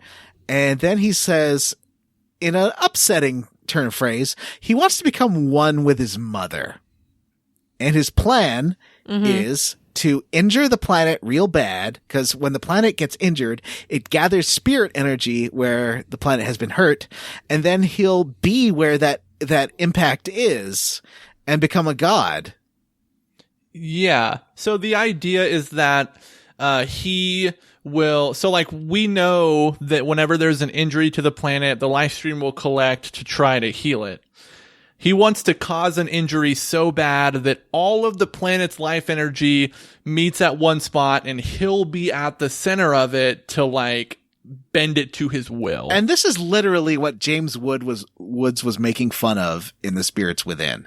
It's like, what? So that's why it was a prequel. Yeah, exactly. If I just point a gun at the planet, I'm injuring it. Yeah, right. Yeah, he does say that. He does. It's a good point. There's also in the lyrics of Born to be Wild by Steppenwolf, fire all of your guns at once and explode into space. That's a great point, Jim. Get out of the highway. Fire all your guns at once. Explode out into space. Get out on the highway. Fire all your guns at once. Anyway, so then he sort of mentions that he's going to call down a meteor, and then Cloud walks back to like the mural of the meteor, and Cloud has his first little breakdown here. He starts where he does his like chuckle, his Cloud chuckle, where his shoulders bounce. But it's kind of a Sephiroth chuckle. It's not super a Cloud chuckle. The only person we've seen do this is Sephiroth. And then he starts, suddenly Cloud knows all about, he didn't know anything about this before. And then suddenly he's laughing about the black materia. Which is also what is stamped on the little translucent model of the ziggurat that you're in. There is some weird stuff going on with Cloud and Sephiroth. First of all, Cloud, has had this whole memory of how they were best buds, but Sephiroth seems to like barely acknowledge him now and just laugh at him all the time. And then Cloud like claims not to know anything about the black materia, but then he's passing out all the time and talking about Genova and stuff. I don't know what's going on. Well, first he says he doesn't know what's happening, and then he says he knows exactly what Sephiroth is talking about. And they all sort of get in on the idea about this meteor a little bit, that he's going to summon a meteor. And then Sephiroth, then they hear a noise, and everyone's like, "It's Sephiroth," and Sephiroth's like, "No, it's not me. It's a big red dragon." Oh, I was wrong before. In Mount Nibble, it wasn't a dragon you fight; it was a scorpion. Sorry. Was it? Yeah, I think so. I think it was like a scorpion-y thing. Oh, it was. Yeah. You're right. Red dragon fight, pretty easy. But I'm over leveled. Yeah, this is not the boss fight to worry about in this area. But it does There's pop one out. that is much worse. It pops out Bahamut. A summon you're going to need to rate, Jim. Boom. Bahamut, 10 out of 10. I will to go God, ahead and I'll go ahead and blanket rate all the Bahamut summons. Okay. They're all 5 out of 5 Cactuars. How many Fuck yeah, they are. Bahamut There's summons Bahamut. are there? There's Bahamut Zero. There's Neo Bahamut. Oh. Yeah, so Bahamut, the second one you get, Neo Bahamut. Third one, which I think is technically like a secret one or an optional one, is Bahamut Zero. Ooh. Oh, is that all? Boo. I did it all. Wow. And that was from memory, too. Right off the Yeah, top good of my job, head. Vanessa. Thank you very much. Thank you. Bahamut's fucking awesome. It's the best one. So after you kill the red dragon, this is when the little mini ziggurat appears on the altar. On it is written black materia, and then Aeris needs to like phone a friend to find out how to use it. Mm-hmm. And her spirit buddies are like, okay, Aeris, the whole temple itself is the black materia, and this is like a puzzle box, like a Hellraiser. Mm-hmm. And every time you solve a puzzle in this puzzle box, the temple shrinks a little bit. So I was like getting real prepped that we're going to do some puzzle solving here. Mm-hmm. But no, they're like, oh, by the way, whoever solves this puzzle will be crushed to death by the temple. But they're like, well, then let's just leave it here. And then Cloud's like, no, you can't just leave it here. If you do it, one of Sephiroth's dumb flunkies will come in and do it, and then Sephiroth will have it. So we need to take it ourselves, which sounds like something someone being controlled by Sephiroth will say, but we'll talk about that in a second. Mm-hmm. So, which one of our friends is going to get squished to death in the box? Well, I think he wasn't in my party at the time. I think it's a little different if he is, because he just calls you on the phone. He does call you on the phone if he's not in the party. He's like, hey, what's up? Kate Sith here. I'm going to go ahead and volunteer to be crushed. Mm-hmm. You can use my stuffed body for the future of the planet. He does say that, and that's the weirdest thing. Uh-huh. I don't know that he ever does he explain up to this point that he's a toy? Well, He claims to be a robot. He claims to be a toy. He claims to have a stuffed body. the guy who was controlling him says he's a toy. Mm-hmm. I guess a robot is kind of a toy. Mm-hmm. So you head for the exit, but on your way to the exit is the real boss of the Temple of the Ancients, Matthew's favorite boss.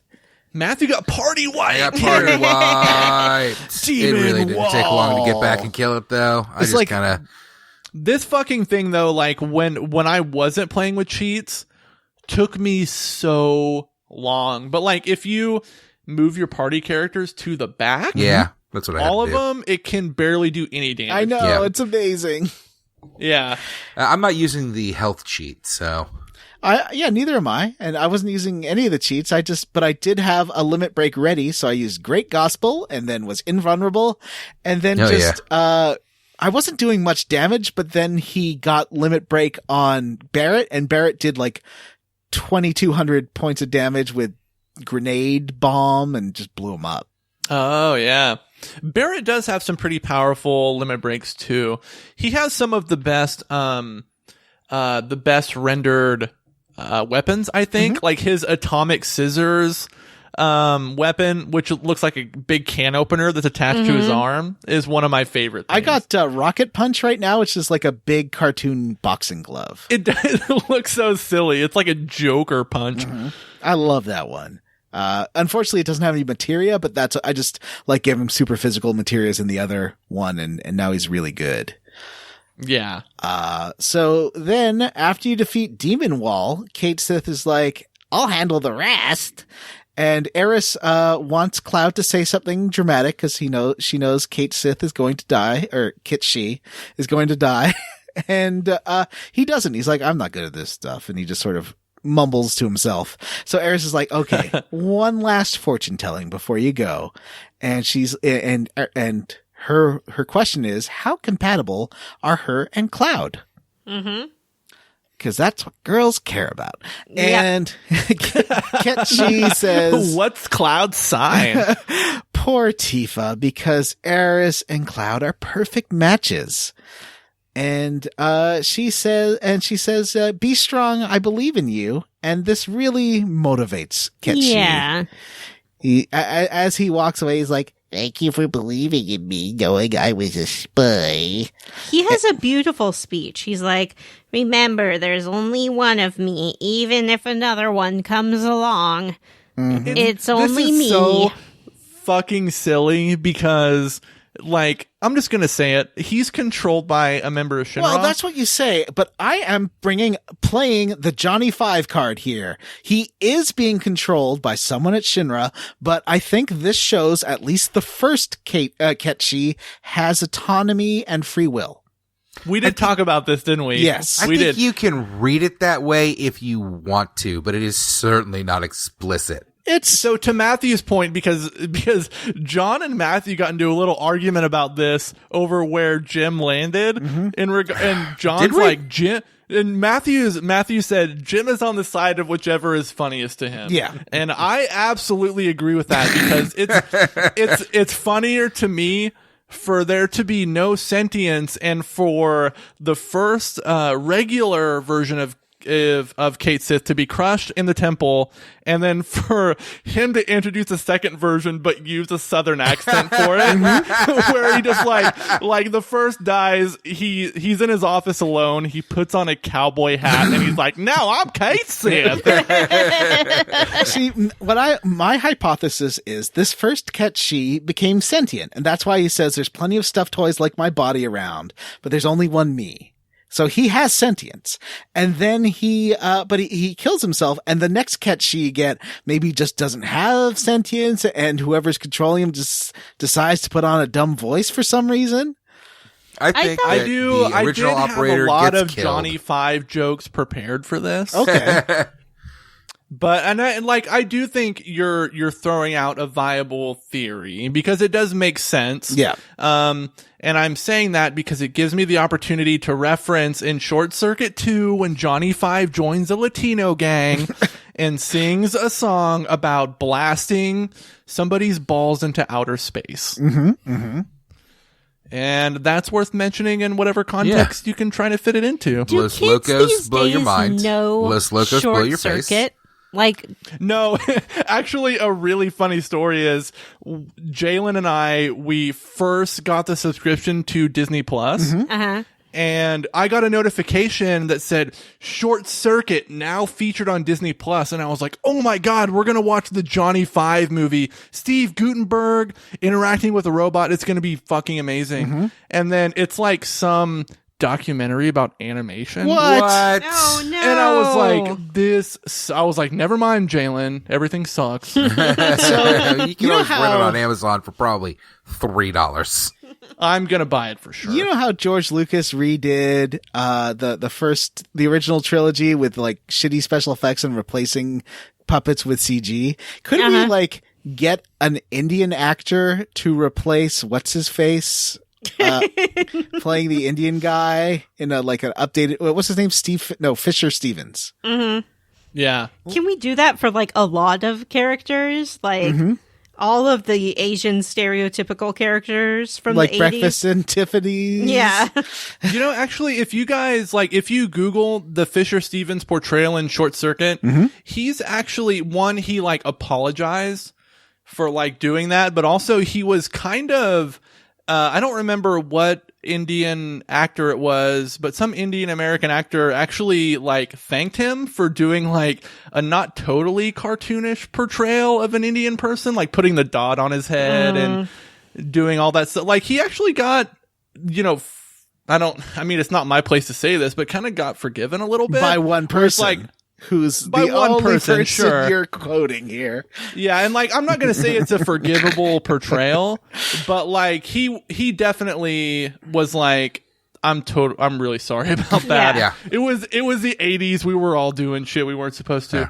I mean, But, John clearly hasn't actually- forgiven him, but otherwise, I think the world agrees that guy's I'm pretty cool. sure, and I've watched a lot of documentaries in the past few weeks, but listeners, correct me if I'm wrong, and it's probably easily Googleable, but I'm not going to do it. Fisher Stevens might be a producer on Tiger King. Oh, wow.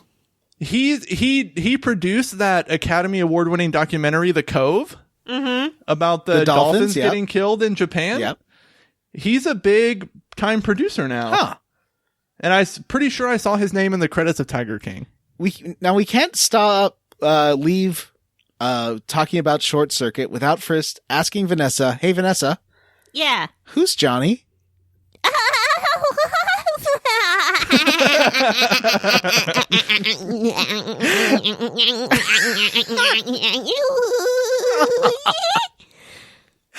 All right, so they leave the temple, and the temple shrinks into a crater.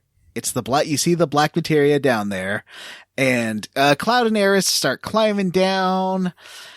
Cloud asks Aeris if she can use it, and she's like, no, you need a lot of spiritual energy. And Cloud's like, oh, like at the Promised Land? And she's like, yeah, at the Promised Land. But Sephiroth isn't an ancient. He shouldn't even be able to find it.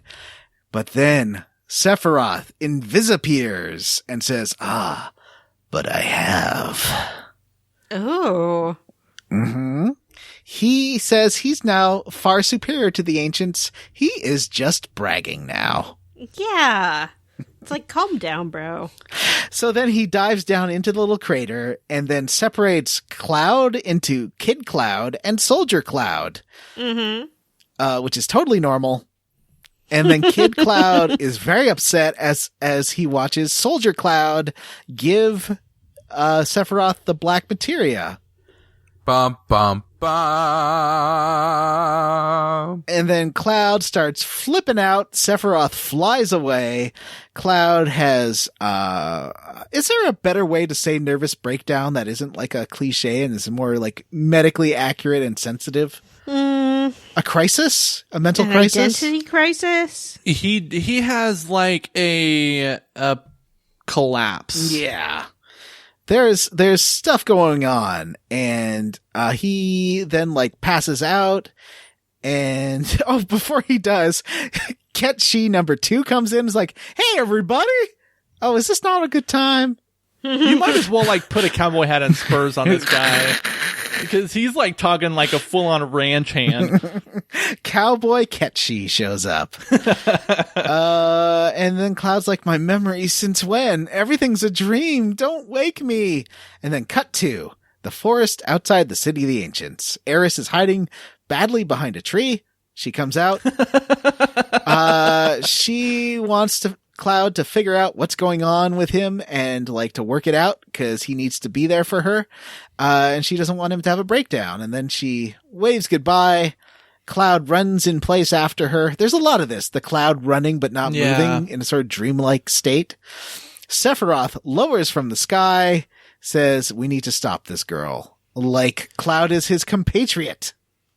Well, this is one of the things in this game that kind of annoys me is that especially Aeris and Tifa are so precious with Cloud when they should just, like, Tifa should just say, like, hey, I don't remember you being in Nibelheim. What the fuck are you talking about? Mm-hmm. Yeah. And also, like, hey, Nibelheim's still there. And I don't remember it. I mean, apparently assume she doesn't remember it burning down.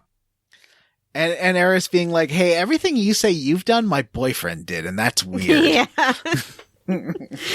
Cloud's like, oh, yeah, I was a soldier first class, best friends with Sephiroth. Here's my, like, stories from being in soldier, totally fought all these guys, I was in charge of the and she's like, nah. This is, I think, the kind of biggest flaw with the game, and why a lot of this stuff never really makes sense, is because it's nuts that all of these people just fucking ignore everything that's going on and play along essentially with like someone's, I guess, delusion. We'll figure that out later, but is it one of those something ain't right where it's so important that Cloud be like a functional member of this party that they kind of ignore the fact that he is completely out of it and saying insane things all the time? John, are you talking about me? I don't appreciate that. I don't say insane things. There's like current political people you could talk about in a similar manner, but I won't get into it because we don't talk politics here on Square Roots. That's right. Politically neutral Square Roots. Yep. Hey, everyone's got their opinion, man. Yeah, I mean, both sides have. I feel gross. So then suddenly you're in Bone Zone. And Cloud is like, hey, I'm in Bone Town. Amazing. But it's not amazing because he doesn't want to go to the City of the Ancients with Barrett and Tifa because he's worried that he'll lose control and Sephiroth will command him again. But Barrett's like, look, buddy, you're our friend. And listen, look, buddy, the plot requires you to move ahead with this. We have a big scene coming up. You need to shake it off. And if it happens, it happens. I'll just smack you upside the head if you flip out again. I will say that, like, I think that as much as I like referring to the Bone Zone, I will say that, like, Bone Village is maybe one of the worst rendered in designs like, little villages in the entire game. It's hard to see what's happening in it. Yeah, and, like, a lot of the places you think you can interact with, you can't. You can't get into the big main tent behind the dude you talk to about blowing stuff up. It's just not a good little town. So you're saying the Bone Zone has a big tent? It does. I'm being cock blocked in the Bone Zone. So they're gonna go, and that's the end of this chunker. Wow. What a bunch of twists and turns. Is the rest of the game just all twists and turns? Mm-hmm. No, I feel like once you get past all of the cloud stuff when he re-enters your party, there's a lot of like settling of a lot of plot points. Okay. So it's less twisty and more like, this is how this makes sense if you take the time to do it. I do like how unreliable the main character is, because that's not something that really, maybe, I guess, a little bit Tidus, but I can't think of any other Final Fantasy games where it's this weird. Tidus ain't even real. Yeah. Everything Tidus says He's is a ghost lie. boy. He's not even a ghost. He's just like all of the He's a dream. memories of people dreamt about you. He's a dream. Yeah. It's a dream boat. Oh.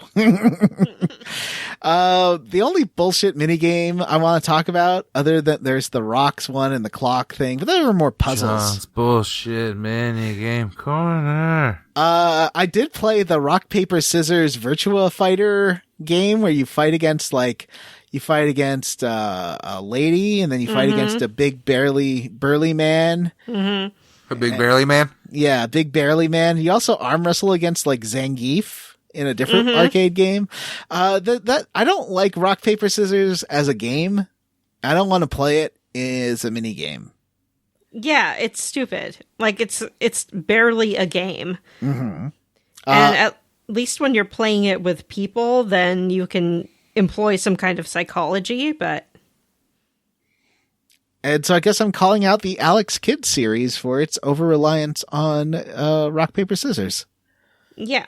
Take that, Alex Kidd. Next time, Jim, where are we playing to? Next time on Square Roots, we're playing to the end of the crater. What? Ooh. Whoa. The end of the crater? Yeah, I think so. Isn't that what it said? The end of the crater. The end of the crater is the end of the game. Oh, then what are you talking No. about here? It says play to the end of the crater. See right here? Oh, yeah, that's what it says. Okay, so we're playing through the end of the first foray into the crater. Oh. I should have been more specific in the thing. Okay. Because the game ends in the northern crater. Oh. Well. Spoilers.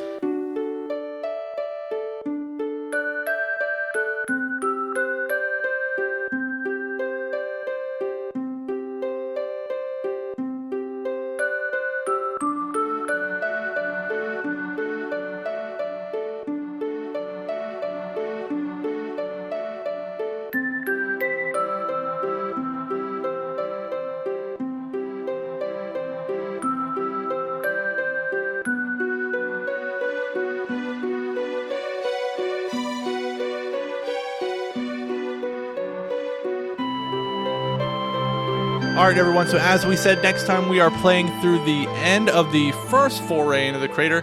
Now let's talk about what we're squarely against. Vanessa, why don't you go first? Oh, golly. I'm squarely against the minigame where you have to, like, follow the guy into different caves.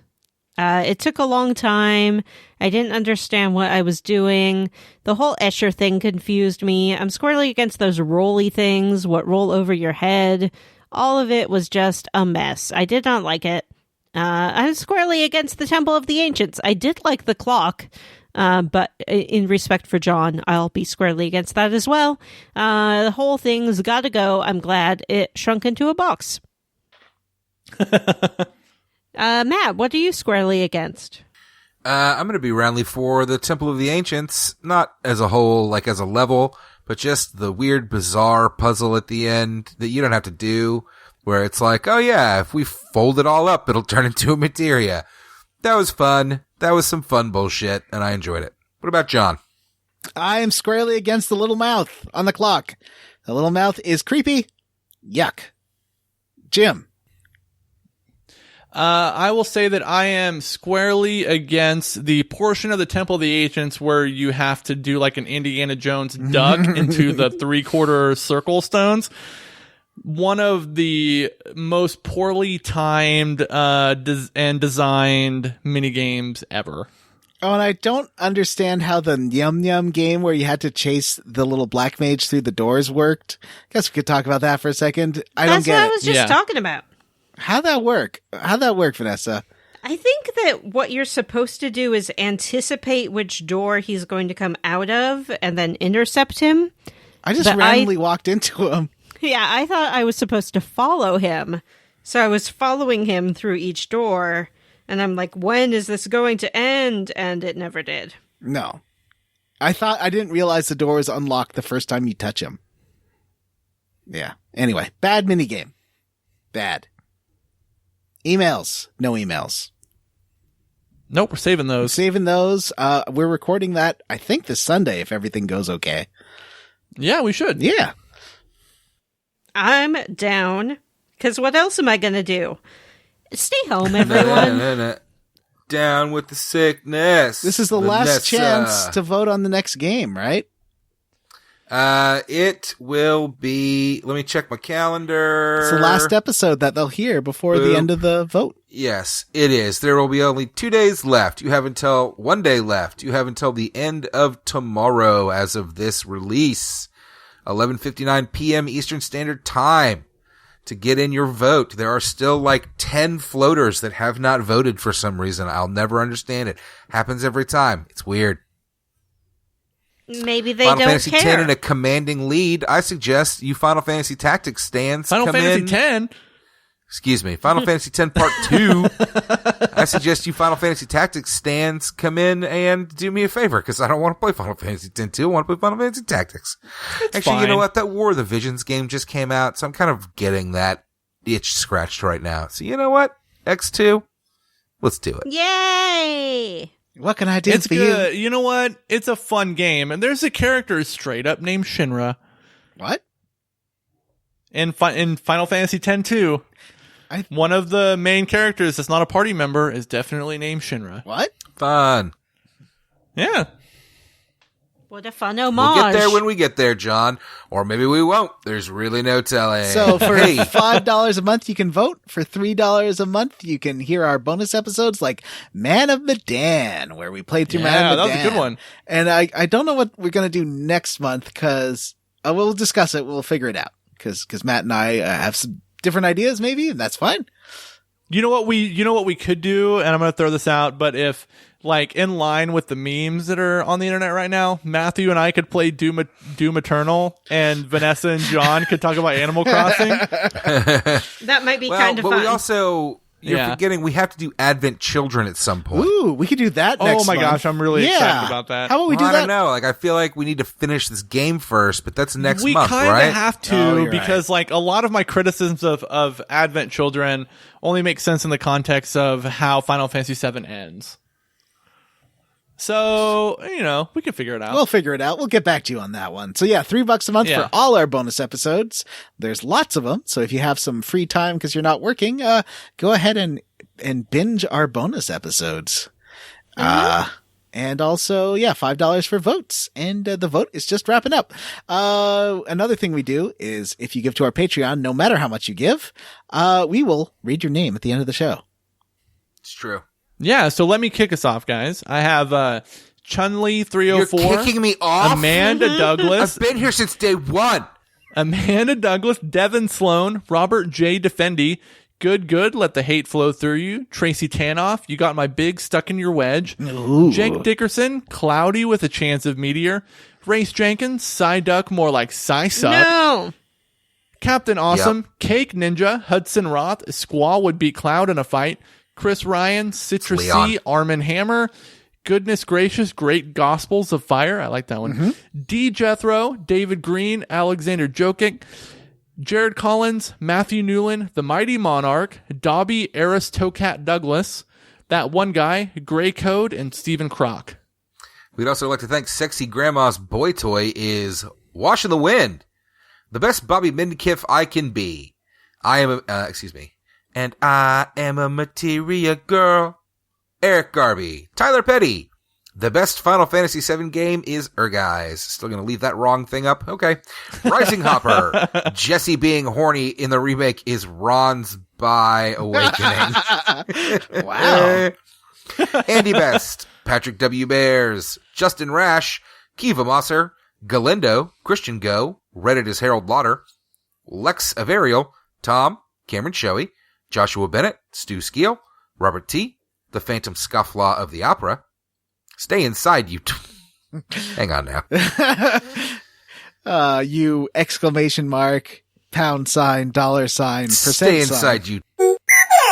Ew. Gregory. Adam Zimmerman. K. Gigi Loth. Isaac Wright. Vanessa's fourth mom. Joseph. Cyril the Wolf. Matthew Casterline. Tavis Nickerson.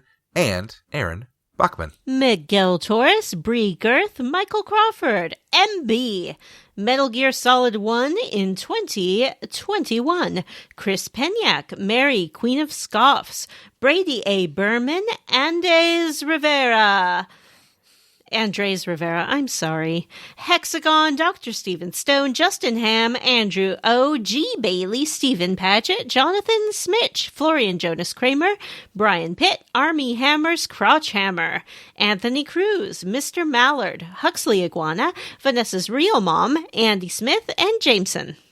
Oh, don't forget about Resty Kamada, Matt Jorgensen, Jonathan Ellsworth, your pal, Xochitl Panacotta Flamingo, Captain Beef Swellington of the Taco Armada, Megan Sullivan, T. Bumpkins, Cloud Stripes, Proud Wife, Loud Life, Sean Gonzalez, Paul Bursch, Sean Walsh, Always Aeris, Mike Bloomberg is Shinra, Ryan Miller, Sammy Mitchell, James Hostetler, fine, say everyone's name, at least it annoys Matt, Ward, Childress, PJ Ends, Material Lockdown is live at RPG Years on the Twitter, Andy M.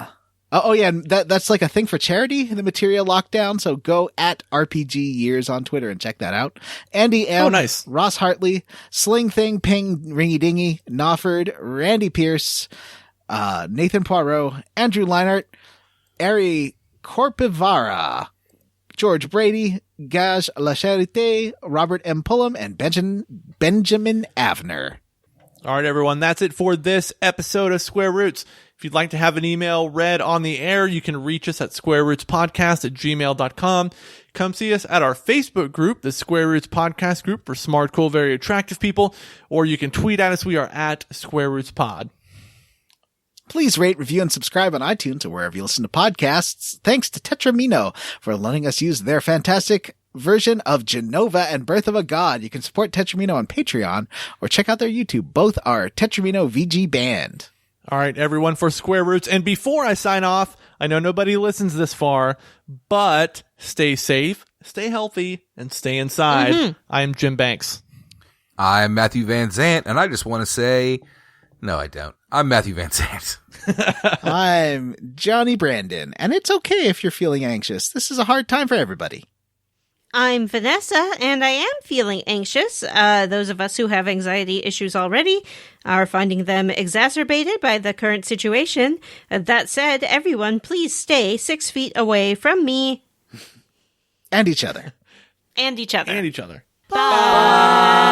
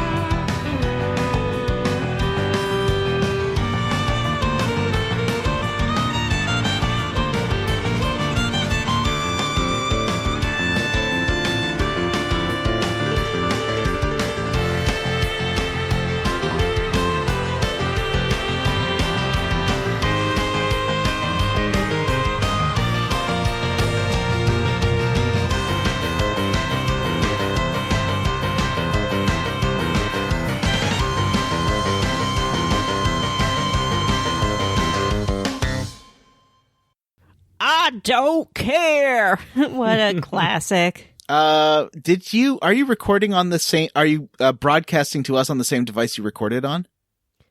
What? Are you like using the same mic to talk to us that you are recording? No. Okay, good, because it was like all cutting out. Oh, probably because I was holding my fat little thumb over the speaker. Ah, okay.